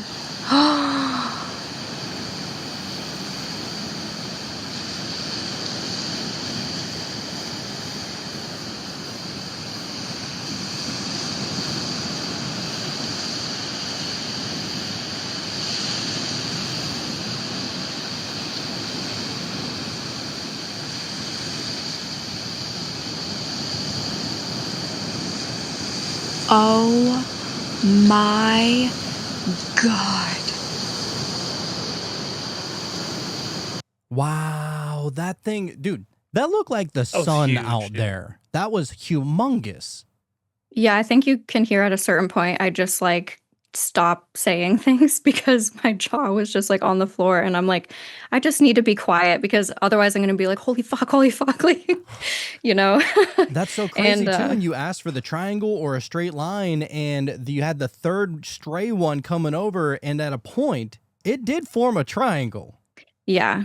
Yeah. Or I said 2 or 3 really bright ones. And now I just want people to know this isn't every single sky watch. Like, and I personally like to go to the ocean. If anybody out there can go to the ocean where it's nice and dark and there's not a lot of light pollution, like I think there's something really powerful about the ocean. That's where some of my best footage has come from. I've seen them come up out of the ocean and go back down in. So, yeah, try that out. Oh my goodness. Now my question is for all the scientists that are saying, oh, people that are talking about UFOs or orbs or they're nutty or whatever, there's absolutely no proof of it.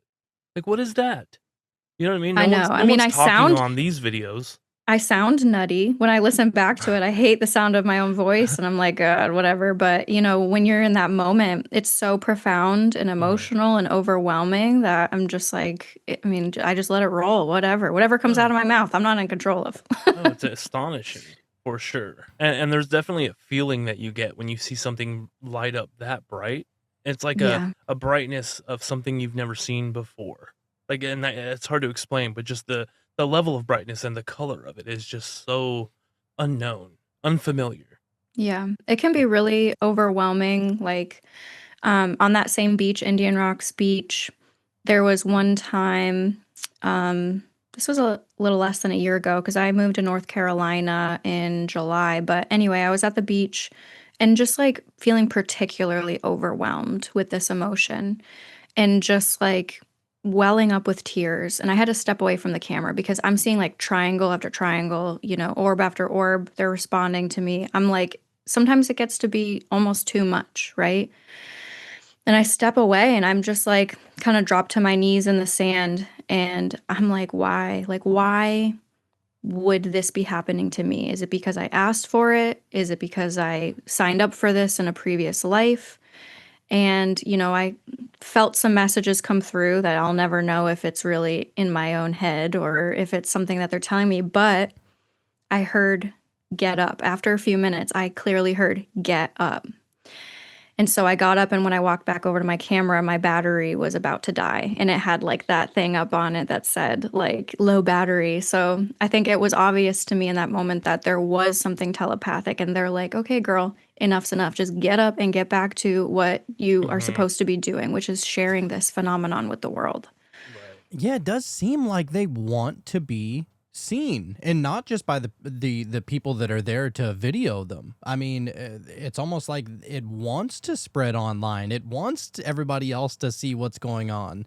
I mean, I don't know how you explain something like that away. I mean, we've seen some pretty wild, orb videos for sure. I mean, it was just what was it, last week? We saw the one that showed up like in a perfect triangle formation, and it blew our minds. We were like, "Oh my God, this is crazy!"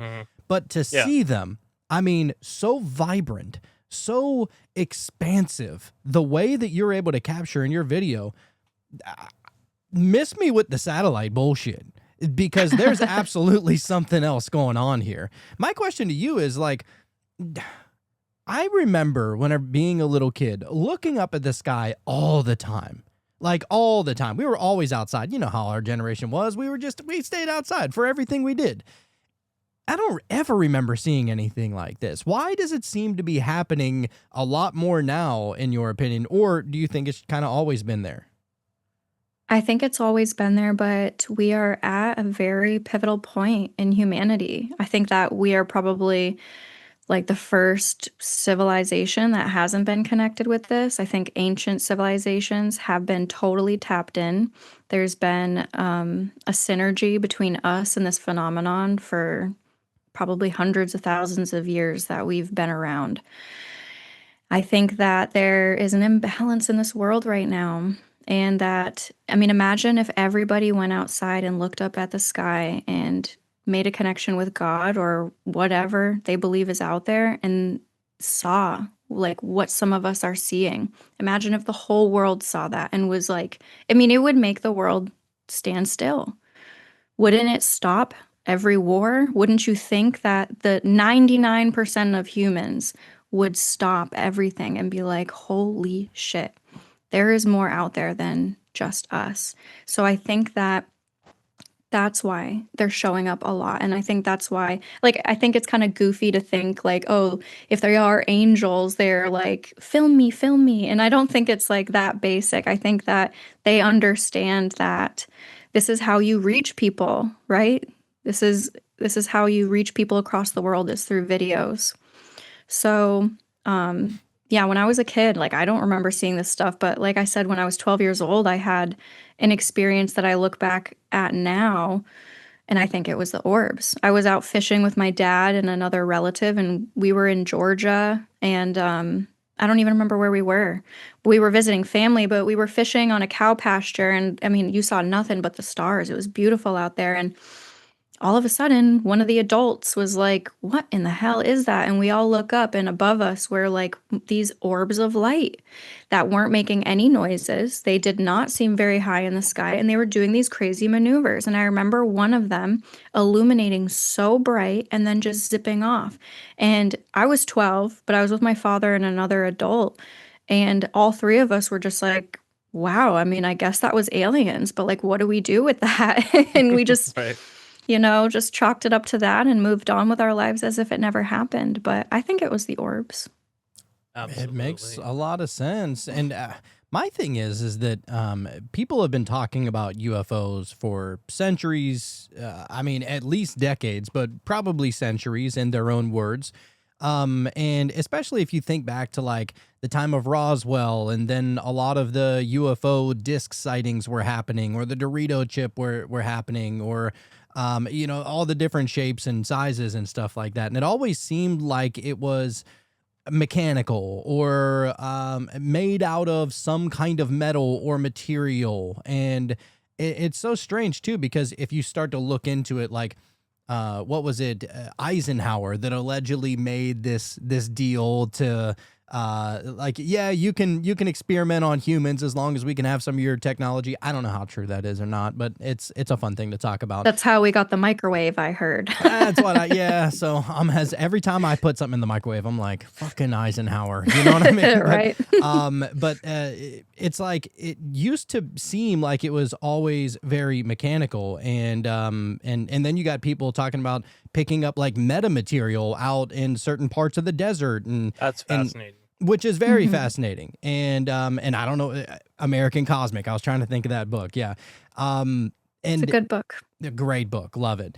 And my thing is, why do you think that we're seeing less of that now and more of this plasma orb interdimensional stuff and way less of the, the metal tin cans that are flying through the sky? I really don't know. I think that, I mean, maybe there's a difference, or maybe these are the same things just manifesting differently. If they're interdimensional and they can move in and out of this reality, why can't they change from a plasma or, an orb of light to something metallic? I'm kind of in the middle about, like, there are so many people out there that have experiences where they swear up and down that they saw a gray, or they saw a mantis, or something, right? And Mm-hmm. that could just be totally different than the orb phenomenon. Maybe there are actual biological aliens out there. Maybe they are flying around in spaceships. I really don't have all the answers, but I'm definitely not gonna like knock any experiences. I'm open to a lot, and I think in this vast universe, why would God only make humans? I would imagine God would probably make a lot more cool shit too. 100%. You would just have to imagine it. I mean, it's the universe is far too vast and far too wide, and we're only talking about the 3D universe. That's not to mention all the other dimensions and all the different densities and all the other planets and all the different universes even that are out there. And there's something special really going on right now, and man, I'm just happy to be alive in this moment, because imagine growing up in some kind of mundane reality back in like 1930s during the Great Depression, and like there's nothing that can put a smile on your face, and here we are over here and we're like, that orb was pretty tight. Did you communicate with it? Like, you know what I mean? Like, what a Yeah. strange time to be alive. I know, and it's exciting. I mean, I'm very grateful for the direction my life has taken me, because my whole life I've always bounced around between, like, oh, I want to be a nurse. Oh, I want to be an anesthesiologist. Oh, I want to be a veterinarian and do this and that. And, I'm going to school for project management. Like, but none of this stuff was like truly something I was incredibly passionate about. I just felt like I couldn't have like a 9 to 5. I couldn't have one of these regular, like normal jobs. And I always thought there was something wrong with me. And maybe there is. Maybe there's a few things wrong with me. I don't know. But I'm very grateful that it's led me to such a freaking cool part of life. And I would not want to be doing anything else than exploring spirituality. And in my opinion, like the coolest form of spirituality. I think there's so many corners of spirituality that, like, I mean, I could go on and on about so many things. Like, I had a mushroom trip coincidentally, right before I met Chris Bledsoe. Had never done mushrooms or anything. And I decided, like, I'm 30. I may as well get into this a little bit, expand my consciousness. And I had this super profound trip where it started out really beautiful. And then all of a sudden it took a turn for the worst, and this scary woman descended from the sky. She had eyes all over her head. Her tongue was out. She had all these arms moving in concentric circles. It was very, very scary. But when she disappeared, these 13 angels came to me, and they told me, like, you're never alone. We're always here with you. The point of me saying that is that it took me 6 months of telling people this story before Ryan Bledsoe, I told him, and he said, okay, so you saw the goddess Kali. And I was like, what are you talking about? And I looked up the goddess Kali, and I figured out that's exactly who confronted me in this mushroom trip. I had Wow. no clue who Kali is. I have no ties to Hinduism at all. So how is little old me that has no connection to this religion or this corner of the world, how am I connecting with this, like, goddess or this deity? There are so many connections that I think everything's connected. And I don't know how to put all the pieces together, but it's fun trying. Oh my God. And it is so crazy. People just having experiences like that. I mean, you had no idea who Kali was. And similar for me too. I've had a couple of mushroom trips that really threw me out there, and I'm not going to go into the whole story. I've said it a million times on the show, but like, man, I had, I didn't grow up religious. I didn't even start learning about Christianity until I was in my mid-20s, right? I didn't know all the terminology. I didn't know all the biblical Christian names and all the names of God and all this kind of stuff, right? And one time I had this mushroom trip, and I'm laying in bed trying to go to sleep, and I hear in a trumpet voice, as if if you can imagine a trumpet having a mouth and speaking, it was just saying Elohim. It was announcing itself like, but Elohim, Elohim, Elohim. And I was like, I don't know what this is, but I mean, I feel like you're kind of announcing yourself. Can I ask you questions? And it was like, yeah. And I was just bouncing questions back and forth. It was like some kind of telepathic communication with the unseen of an unknown thing that I had never heard of. Lo and behold, I go to sleep that night. I wake up in the morning. I was like, what was the name of that thing again last night that I felt like I was talking to? Maybe I could have just been tripping my balls off. Right. And so I look it up, and Elohim is another name of God. And I'm like, what the hell? I've never heard this word. And here I was communicating with it out of the blue like that. And similarly, another psychedelic trip that I went on, I was in a really hard time, which is usually not a good time to trip balls. And I was calling out for help. I was like, dude, I'm struggling. Like I'm having a hard time at life right now. And, and the psychedelics are only amplifying that. And I'm laying in bed again. And, man, I should really get that bed back, I think, because a lot of weird things happen there. But, like this big human-sized cat, I swear to God, came and got in the bed with me and was Little Spoon. Like, I'm laying on my side and it's Little Spoon to me. And I feel like, I'm like, dude, am I tripping right now? Like, I mean, I know I'm tripping, but like, how hard am I tripping? Because I could feel it. I could feel the hair. I could feel the body up against me. And what extra tripped me out was that I could feel it purring up against me. And I was like, okay, I know I felt that. And I was like, oh man, this is really nice. It's comforting. I mean, it's kind of freaky, but I don't know. I asked for some help and this is the help that I got. And so it started to go away and I was like, oh no, that sucks, because and then as soon as it starts to go away, you're just like, did I just make that up? I don't know if that's real or not. And so I'm thinking that, right? As soon as I have that thought, I'm now Little Spoon and it's Big Spoon up against me. And I'm like, what? I know I feel it now. God. And I feel it purring up against my back. And it's the craziest thing. And I'm like, thank you. I mean, that's all I can say is thank you. Lo and behold, I talked to one of our buddies that we've had on the show. Shout out to Ronnie Pontiac. He was real close friends with Manly P. Hall back in the day. And I told him that story and he goes, yeah, that sounds like Sekhmet.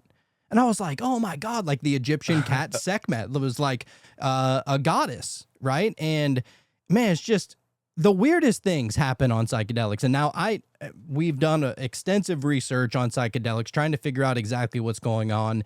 And it turns out that whenever you're on any kind of psychedelics, you're, what is it called again, Sean? The thing that gets turned off. Oh, I can never remember the word. There's some kind of filter that our minds perceive reality through.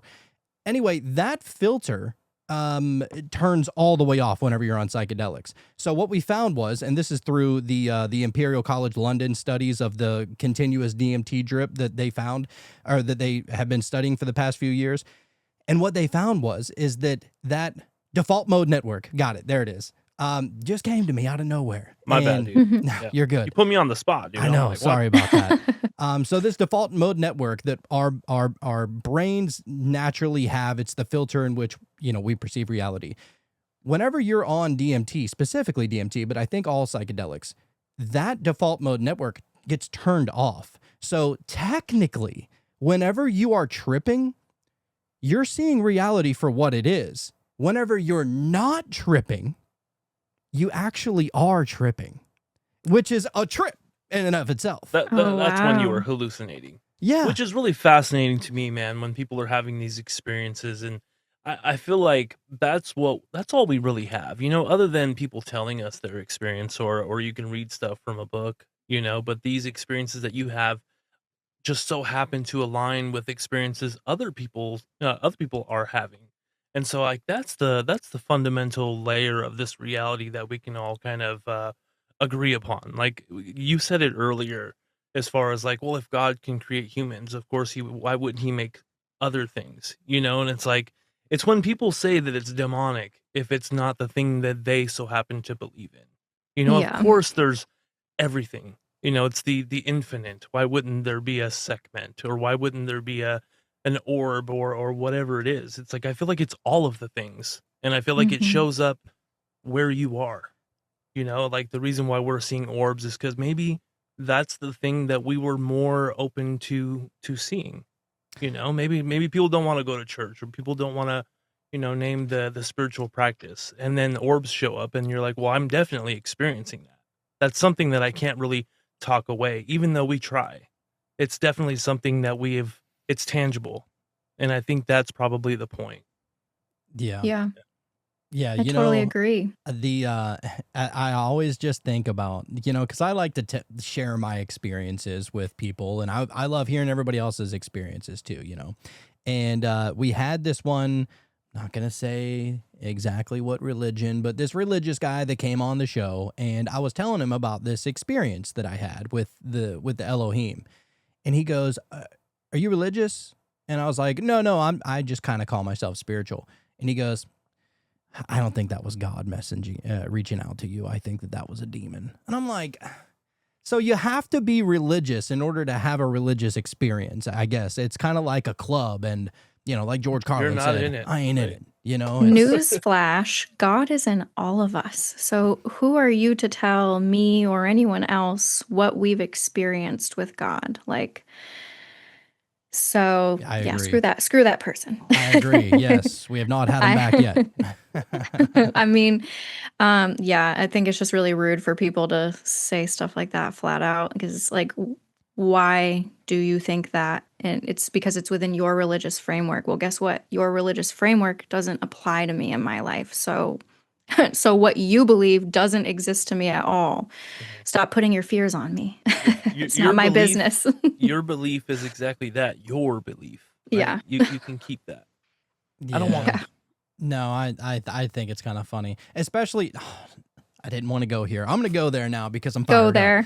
there. So it's really funny to me about how Jesus comes allegedly, and back in the day, and he's basically telling all the Jews, like, all right, you guys are too strict, you care more about your rules than you do about God. This is the new way, right? Like, you can keep all of your all your things that you practice and everything like that, but I'm telling you, you don't have to anymore, because I came to fulfill it. And everybody knows the story, right? But isn't it kind of funny nowadays, whenever anybody's having some kind of experience, we have to stick to religious strict ruling that kind of boxes it into this one category. And if you do not apply yourself to that one category, then you didn't have that experience. It's almost like the whole Jesus experience all over again, right? I would imagine if Jesus came here right now, I would bet that he would probably put a lot of religious people in their place like he did the Jews back in the day. Just saying. Yeah. I mean, I'm not like incredibly well versed, but correct me if I'm wrong. There's a lot of translations of the Bible. It's been translated time and time again. There have been things that have been removed from this storyline that was accepted a long time ago. And I mean, I think that we as in humans are just picking and choosing what works for us at the time. And then guess what? As time goes on, we start to change our viewpoints, and just for whatever is convenient for us or for whatever is going on with humanity at the time. And I mean, people can live their life however they want as long as they're just trying their best to be kind and be nice. And I don't think anyone should cast judgment necessarily on others. And everybody just needs to get the fuck along. No, I agree, and I think that we had this guest, our most recent guest. Shout out to Tom Hatsis, who was an absolute fucking stud. And he says, I really like the Bible, and I like a lot of Christians. I think that it's way better to be a Christian than to be an atheist, which I would say I agree to that. And I don't know, say whatever you want about atheism. I'm like, to not believe in any kind of magic at all. I'm like, man, Yeah, that's a bummer. That's a bummer. yeah. But he pointed out something, and he was diving into this thing called it's supposedly written that Jesus's actual words that the scholars can agree upon, those words are written in red, so they say, right? There's this book, and if you want to see Jesus's actual words, you can read through it, and the words that are printed in red was most likely Jesus said by actually Jesus. said. Right.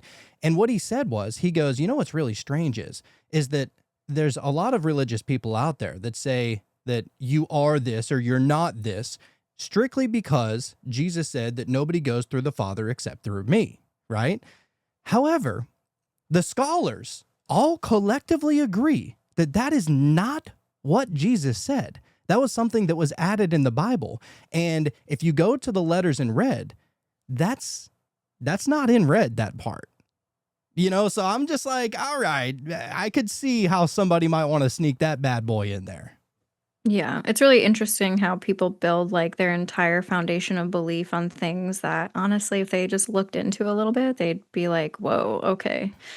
So maybe this isn't a bona fide quote from Jesus. But when I think about Jesus, I think about like the near death experiences that I've read about. There's a couple of books. One of them I read by John Burke. It's called Imagine Heaven. 1,000,000 out of 10 would recommend. It's all about real bona fide near death experiences. And it paints a picture from their experiences of what heaven is like and what Jesus is like. And now I'm reading Imagine the God of Heaven, same author, John Burke, same near death experiences. And Jesus is fucking awesome. He's so chill. He's so loving. He's so accepting. Judgment Day isn't you being judged by God. Judgment Day is you judging yourself and your own actions and reliving any of the pain or the trauma that you caused yourself and other people. And Jesus is the one that's there to comfort you as you judge yourself. And yeah, I just think that Jesus is an amazing person and that he's just been painted a little differently than maybe he really was and still is. Totally agree. Especially anybody that's ever read the Nag Hammadi, which is the Gnostic teachings. That, man, those are out there. But I tell you what, I read those and I feel a lot more connected to Jesus than in most other ways. You know, somebody else's interpretation of him, right? Yeah, I agree. But I think that that's a good place to be, though. I think that just by looking into any of this kind of stuff, and I try to bring myself to not judge. I don't want to be judging anybody. But damn it, whenever I'm judged, it just fuels that fire. You know what I'm saying? Like, yeah. I'm like, woosah, just grinds your gears. Woosah, calm it down. I know. I feel like defensive sometimes too with this stuff, but I'm trying really hard to like transcend that. It's easier said than done. I'm just trying, especially like, I mean, being on YouTube and getting so much hate in the comments. And I mean, people really want to bring you down, whether they're people or they're bots. I mean, it's a mix of both.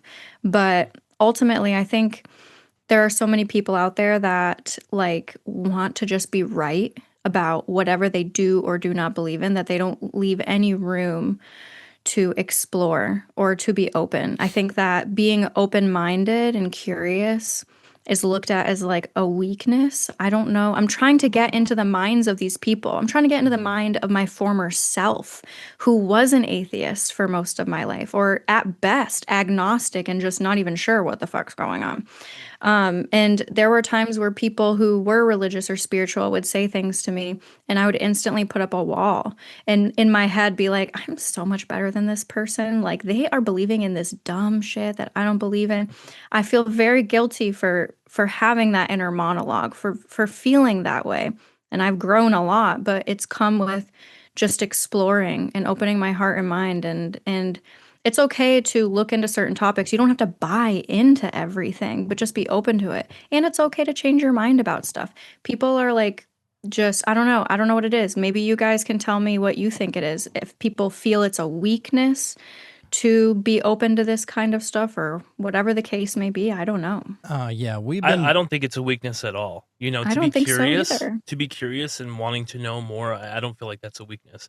We went on a show. It's funny that you were speaking on this because we went on a show, somebody else's show, and they happened to be religious. And in the comments, because back then I actually looked at the comments. I don't even do that anymore. But one of the comments, somebody said, they really said to just do your best. That's demonic. I was blown away by that. You know, like something similar to what you said earlier. Do your best and treat people right and just, you know, be the best version of yourself. That's demonic to some people because in their reality, that's just kind of what they're programmed and sold into. You know, they're totally bought in on you know, being curious is wrong. Being open-minded, that's how the demons get in, you know? Your mind's open. That's where they get in. You know, and it's like Yeah, dude. I don't know. that's Everyone can dangerous. use their own level of discernment, and if something doesn't feel right, then don't go into it. If you're fearful of something, like if you genuinely don't want to look into a topic or explore, like just don't do it. But don't knock people who do. I mean, it's really silly to me that you can hate on somebody who's just going to the beach and praying to God and jumping up and down like a little kid because they're seeing lights in the sky. Like, right. why would that be demonic? And Um, feeling genuine joy and excitement. Yeah. yeah, It's it's crazy. silly. But again, I've said it a bunch of times since the top of the show. It's them putting their fears on other people. And I rebuke that. I rebuke them putting their fears on me. So, Not today, Satan. Get behind me. yeah. Yeah. They'll get you if you let them. But you know, like what I think God is so powerful, and I think that the devil is so weak. You know what the devil does, guys? The devil says, "Kory, you've had a really bad day. Don't you want to have a beer? Don't you want to crack open like 3 or 4 beers? It'll make you feel better." So, what do? I crack open 3 or 4 beers, I go to bed, I wake up the next day, I'm really not feeling that good. And you know what the devil does again? Taps me on the shoulder and whispers in my ear, "I know it's a Tuesday, but I mean, and I know you drank last night, but like what's the big deal? You've had a bad week. Just crack open another one." And eventually, now I'm drinking for 2 weeks straight and I feel miserable and I'm not praying to God because I'm just, doom scrolling on my phone and I'm not reading any books. I'm not watching anything online that is actually feeding and inspiring me and feeding my soul. And, it's a month into drinking every single night and I'm like, who am I and what am I doing? That is what the devil does. Finds a weakness in you and just picks away at those little parts of you. And the moment that you connect with God, I personally feel more powerful. And that's what the devil is to me personally. Maybe the devil manifests in other ways to other people, but just breaking you down little by little in just the pussiest way they possibly can. Yeah. I think that's No. the best thing we can do is just interpret it in what helps us, because how Jonathan looks at it, how you look at it might not be how I look at it, and it might not be as beneficial. So whatever benefits you the most and however you visualize that in your mind and whatever helps you go in the correct direction, if there even is a complete correct direction, I think that's what we need to be striving for. So Mhm. that's Yeah, great. it's man, the temptation is so real all the time too. All the time. And it's like, man, it knows your weaknesses, whatever that is. And Yeah. I've tried to quantify it, like, is it evil forces that are around me that are feeding off of my negative energy whenever I, cede to temptation or whatever, right? I kind of look at it a little bit differently. And just because I try to maintain a balance between imagination and logic. I want to just ride that line. And the way I quantify it is that the person that I'm trying to be is there's like 2 different versions of everybody, I feel like, and I've tried to split myself in this way. The person that I'm trying to be, and then my human self that has the human needs, right? And the person that I'm trying to be doesn't need that beer, doesn't need that joint, doesn't need sex 5 times in a day or something like that. It's like that person that I'm trying to be is beyond that, and that's what I try to be. But man, I tell you what, these past couple of days have been difficult, and I just found out that Mercury was in retrograde, so of course it was. But I don't know what to do with all that. I don't know astrology. Mercury is always in freaking That's what it seems like. retrograde. all the time. I know. It's a like good thing to point at when something's not going right. But yeah, of course, of course. Yeah. Yeah, it turns out I was born on Mercury retrograde, so that Oh Right. makes my a lot of God. sense You know, too. I've had a really difficult few days too, and I just chalked it up to like the blood moon or whatever the hell was going on. And it probably was damn Mercury and freaking retrograde. But I mean, yeah, but when you're going through tough times, the best thing, in my opinion, you can do is lean on God. That's just my opinion because like I go through tough times and if I push God away, then I'm just really setting myself up for failure because then I'll just spiral. Then I got nothing to hold on to. Oh, I know. Yeah. Well, I think that that is all we're really trying to be inspired by.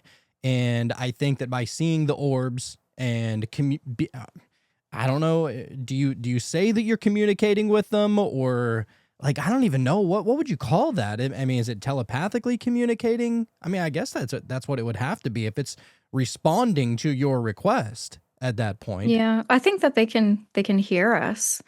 I mean, I think that it's telepathic too. I like to talk out loud because I just personally feel like maybe there's a little more power behind that, speaking these things In the into spoken existence. word. Yeah, it carries a stronger vibration. But I mean, there are times where I think something and then I'll see a flash, or it'll, if I'm thinking like, oh, I haven't seen anything all night, and then all of a sudden, in that exact moment, I see a shooting star. I'm like, okay, was that just divinely timed shooting star, or was it something a little different? I mean, yeah, I call it communicating for sure, but I don't worship these orbs. Like God is my number one homeboy, you know what I mean? I love Jesus, I love the Holy Mother. I'm just kind of curating my own relationship with them as it feels good for me and enriching in my own life. And that's really just ultimately what I like to encourage people to do is religion didn't connect with me and I didn't connect with it growing up. I remember being like 5, 6 years old and going to church and being like, you guys are buying this shit? Like, none of this is adding up for me. And that's just been me my whole life. So, for me to go from like atheist to like sort of agnostic to now, like, I feel like a really strong connection, but it's just my own relationship. It's just what I've built that works for me, that enriches my life. And that's what I recommend everybody to do. Don't do something that you don't feel comfortable with and just kind of follow the little breadcrumbs that are laid out before you. Everybody can do it.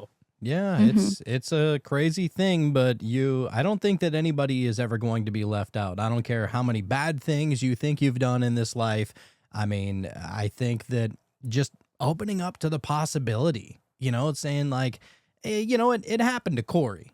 Like, why not me? Why can't I go out and see something like that? And maybe not necessarily in a negative way, but just kind of become ambitious. If everything is one, then Kory's part of you, and that means that you experienced it too, right? I mean, so why not just kind of be open to it? And I think that that's probably the most important message here.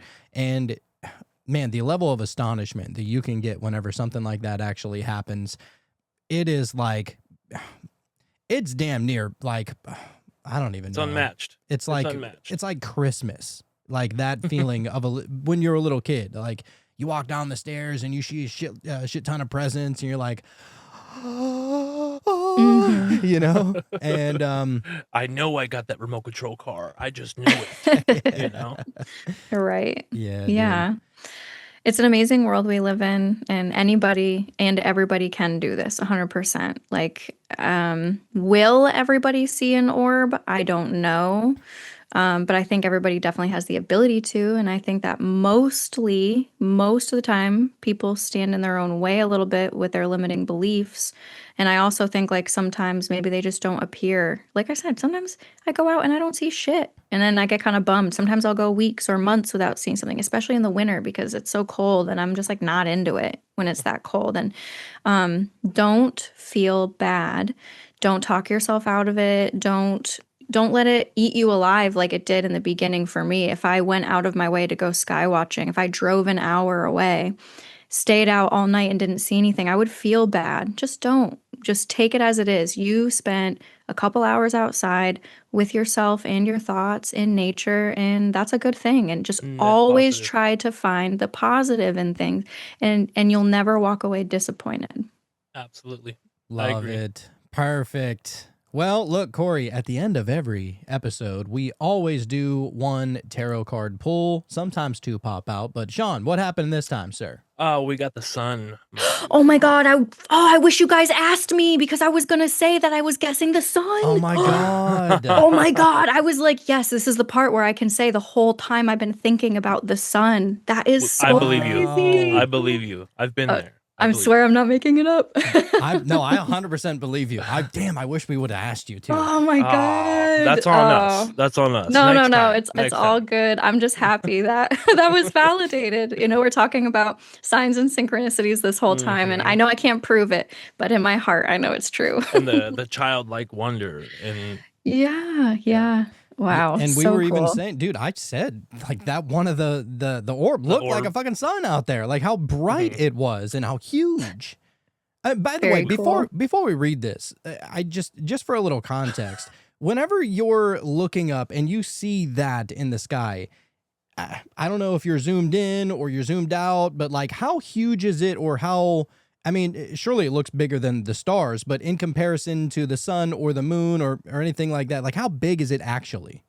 It was like the size of the moon, or like, you know, maybe a little smaller than the sun. But what's funny is that so those videos I like moved onto my desktop and then I renamed them before I sent them to you with like the location and the date that I took the videos. But originally those two videos were titled something to the effect of like Orbs as Bright as the Sun. So that's how they're actually named in the folder that I have on like my external drive. I love this. As we're talking about synchronicity I and know. just like the timing of things, and it's just happening in real time, and it happens a lot on this Yes. show. Yeah, I believe it. All right, so the sun. It says the sun reveals a clarity that comes only after we have spent time with the darkest parts of ourselves. The sun signifies great clarity and the enthusiasm that comes after emerging from the darkness. An infant, arms wide open, rides on the back of a white horse beneath the bright sun, both representing the return of innocence, optimism, and freedom. A red flag flies nearby, symbolizing renewed passion and the presence of love. The sun itself looms on the horizon, huge and vibrant, representing the card's main message of clarity and illumination. A field of sunflowers in the distance reminds you that life blooms once again, and so will you. There is a sense of relief in this card and a reminder that every dark night has a new dawn. Well, I think that's a really good message for what humanity is going through right now. Absolutely. Wow, that is... It literally happens every single episode. I mean, every single episode, it perfectly aligns just like that. It's magic, you know? Very cool. It's so crazy. So there's a spiritual message I like to read. It's short. It says, you are feeling healthier inside and out after overcoming a period of sadness or illness. Consider pursuing some inner child healing work, perhaps by finding a new passion or engaging in a hobby that you once loved. Okay, can I share something? Please. Of course. Okay. I'm not going to get into like crazy detail, but that's absolutely wild because I have been going through a lot of health issues and I like legitimately almost died Sunday morning, and I had surgery on Monday, and today's Wednesday, and I feel like Wow. $1,000,000. So that is a beautiful message to get. Oh Wow. my God. Yeah. I appreciate you being on the show after all that, you know? Oh, I mean, I feel great now. I have a renewed sense of life Oh, I'm glad. after, you know, it's been months and months of going through struggles. And then it just literally came to a head this weekend. And I legitimately was close to death. I was praying to Jesus and like, I'm too young to die. And, you know, had surgery and I feel so much better. And I don't think that any of that is a coincidence. That is a beautiful of course to not. get. Of course not. You know, no one's ever really worried about their health. You know, they're usually worried about a bunch of different bullshit until something, having to do with their health, you know, comes along. All of a sudden, none of that matters. And I think that that's so interesting whenever that does happen. And I'm Yeah, glad you made it through that, and I'm glad you're feeling better. me too. Thank you guys. And I'm really happy to be here with you. And yeah, the synchronicities didn't disappoint. That's for sure. They never do. Hey, we're all on to it, you know, and it's just about following the signs and trying to live like your best self. That's the most important thing, I think. But look, Kory, if you would, could you let the initiates, that's what we call our listeners, could you let the initiates know where they can find you and all your great work? Yes, you guys can find me on Instagram and YouTube under Kory MooFO, as in UFO. I like to, of course, share orb footage, but lately I have been focusing a lot on letting other people share their stories, trying to empower people to share their experiences. So if you are an experiencer, not just of the orb or UFO phenomenon. This could be any sort of paranormal phenomenon. You could be a psychic, you could be a medium. Maybe you have a really interesting cryptid story. I'm looking for people who have seen Bigfoot. I'm looking for anybody that has cool stories, but also people who have been putting themselves out there, right? Who are putting themselves under the microscope and just wanting to share their story.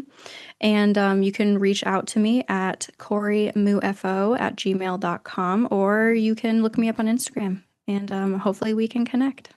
Perfect. Love it. This was so much fun. Thank you for coming to hang out with us, Kory. Yeah. And I hope that everybody else will be able to get a little piece out of this too. And we're gonna put it up everywhere so everybody can see the videos. We're gonna put it up on YouTube and Patreon. That's our only two video places. But if you're out there and you're listening on Spotify or Apple Podcasts or anything like that, just know that you'll be able to see this on YouTube, or if you want to be able to see every single show out there, come over to patreon.com/metamystics. That link is down in the show notes below. We have several different tiers, but if you just want to be able to see all the shows days in advance, completely commercial free, and be able to join the community, just sign up for the $3.33 tier, dude. What are you doing? What are you going to do with $3.33 a month? You may as well put it to good use, and, we appreciate that for all the people that do that. There's also several other tiers as well that you'll be able to get other benefits, like if you want to join on Wednesday night for the live shows. That's another tier right there. So come and check us out. We do have a promotion still running right now where you get the first week for absolutely free. So if you want to just kind of dip your toe in the water, see what it's all about, we invite you to come and hang out with us at least for 1 week for the freeness. So, yeah, we appreciate everybody. That being said, Sean, any final parting words for you, sir? Oh, this was a great episode, man. Seeing the videos of those orbs was pretty inspiring. Like, I want to go out there tonight and just kind of see what I can make happen, But keep doing what you're doing, obviously, and having guests on, yourself and having them explain their stories. I feel like that's huge. I feel like that's another reason why there might be some sort of shift, because everybody is, sharing their stories, putting themselves out there and letting others know that there's definitely more to this world than what we have come to believe. And so thank you so much for joining us. Yeah, thank you guys so much for letting me just share my experiences, and I had a Of lot of course. fun with you guys, and I really appreciate it.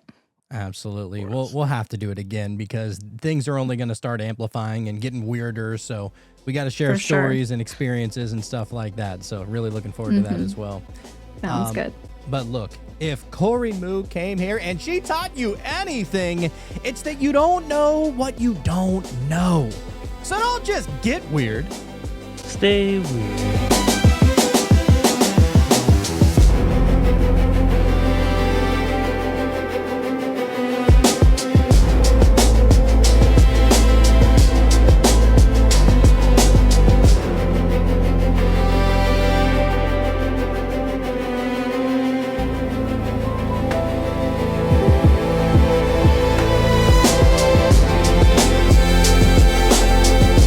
That was nice.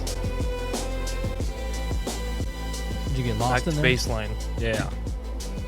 Oh. It's bright out here in the real world. Yeah, dude.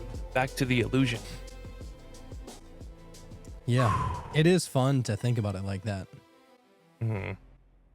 Yeah, it was super strange. I was trying to see if I can see any light through there, I kept seeing like little pinholes, but I don't know, dude. I keep feeling like I'm seeing through the foam or something, I'm gonna have to just block my eyes, and just see really then. I see now why they even do that, With the patches. blocking their eyes, yeah.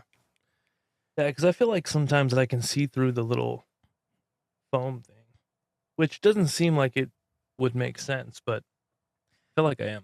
I mean, if But you anyways, are, just uh-huh. take that little pinhole and try and see if you can widen it. I mean, you shouldn't Yeah. be able to, right? Right. Yeah, and that's what I was trying to do because I was like, maybe this is how it starts, and you take that and you kind of just use that as your window and try to focus on opening that, But I mean, what do I know, But I do want to hear about your experience though. Oh, yeah, I'll tell you. First, I wanted to say this. So, do you remember in the last episode, it was Mhm. after the meditation, and I said, I don't know how many people listen to this show after the meditation. Like, so Yeah, if the you question marks. yeah, if you actually Right. listen this far, leave a question mark. Dude, we got a lot of question marks. Like Really? on Spotify, on Apple, on Patreon. It was Good pretty deal. cool. Yeah. Good deal. So That's good to know. So now we know people are listening towards the end. That's yeah, good. yeah. We're not just doing this for ourselves. Yeah, it makes you feel good.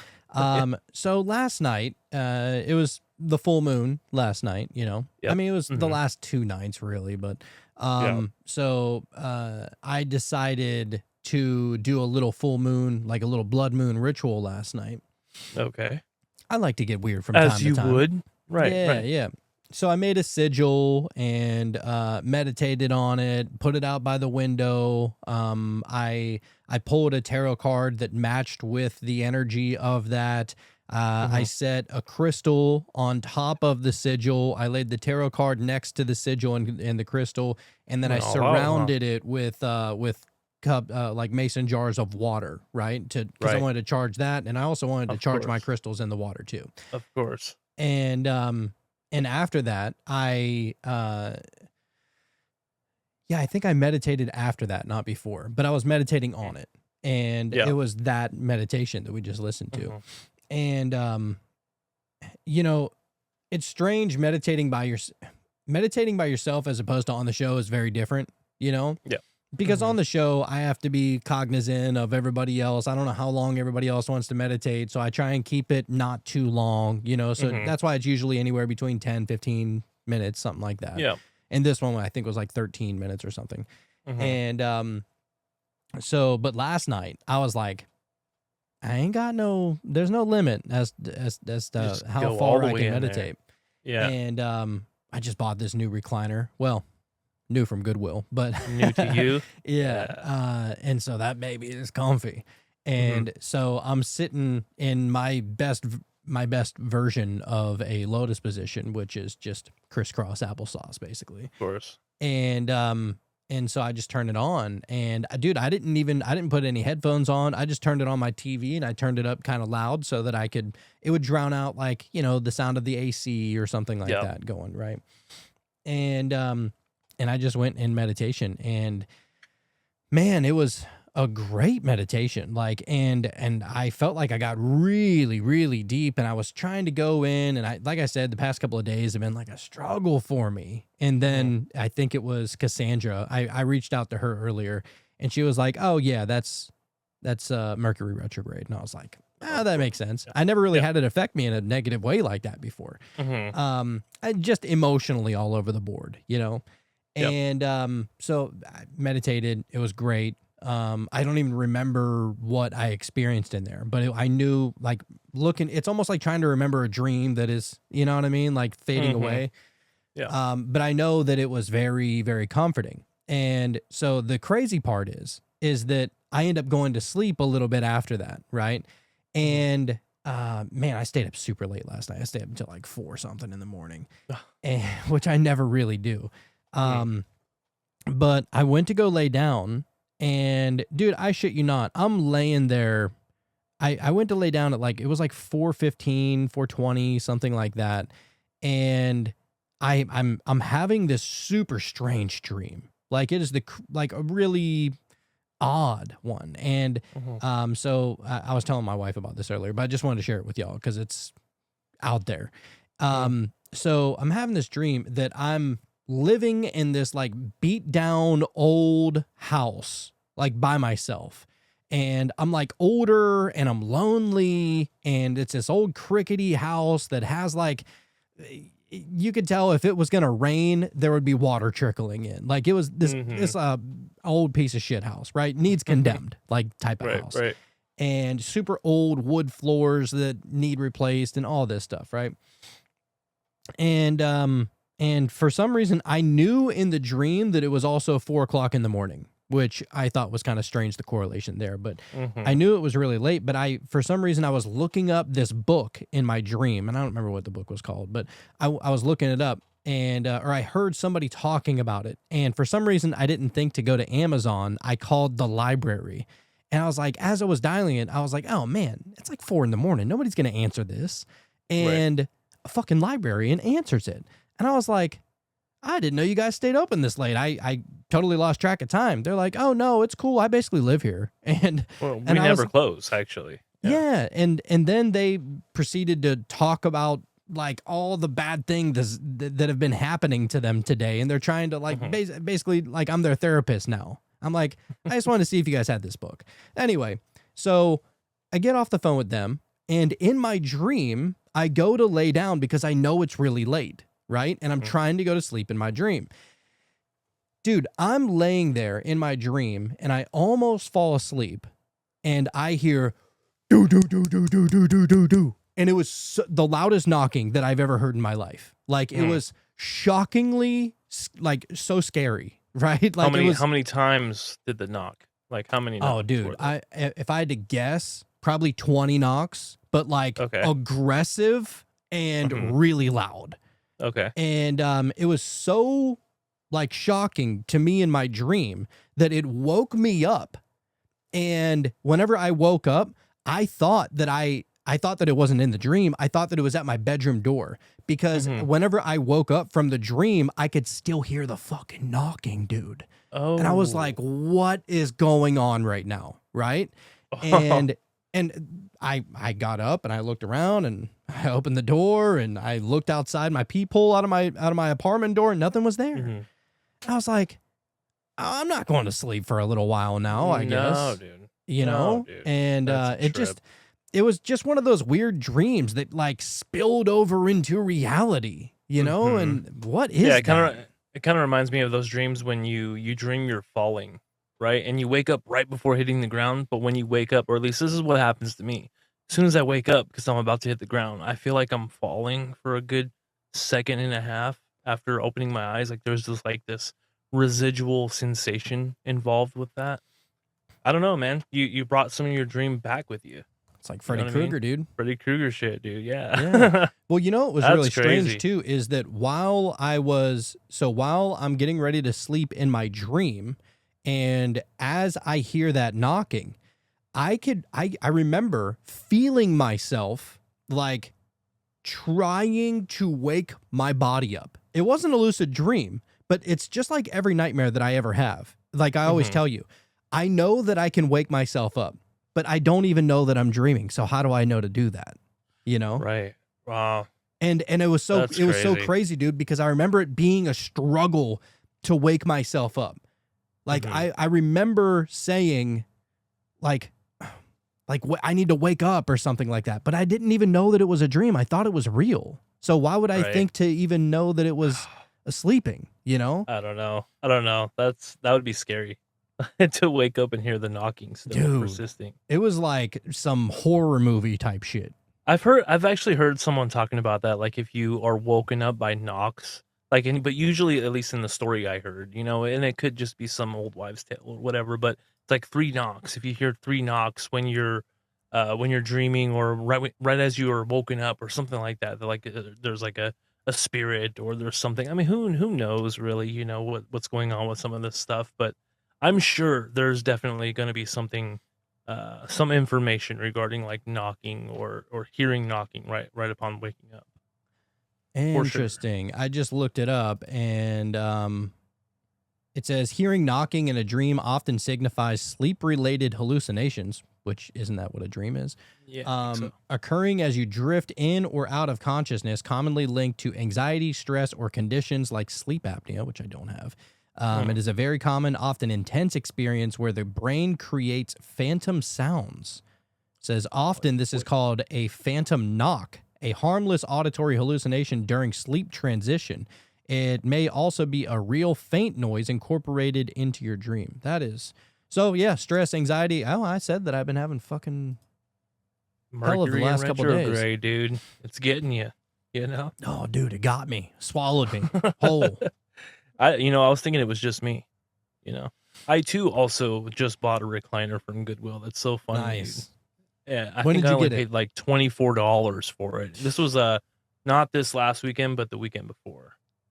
Yeah. That's when I got mine. I had to rent a truck because I don't have a truck. You know, I've been needing to get a truck, so I actually had to, because I found that and a little love seat, and it's both of them are super comfortable, dude. I think each of them, one of them was $24, the other one was like $20. I'm like, can't go wrong, dude. $40. I paid just $5 more for the furniture than I did for the rental. You know, to get it home. But dude, Goodwill is on some shit. You know, people are sleeping on it. I think it's getting more popular though. To be honest. They be raising their prices like a motherfucker. Oh yeah, they know it. You Yeah. know, no more jewelry and stuff like that. Like this would be a good time to go and find some really cool jewelry.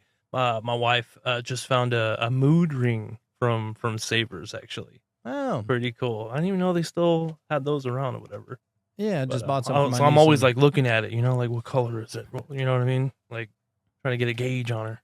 Yeah. Well, let's go outside and see some orbs. What do you think, sir? Yeah, I think we should manifest that, dude. Yeah, dude. For sure. Um, I've been slipping on it, man. I haven't been spending enough time. I got to take the dogs out anyway, so There you go. Got to go get me a little look. All right, man. So, Sounds anyhow, good. Let's do it. initiates, we love you, and we'll see you on the flip side.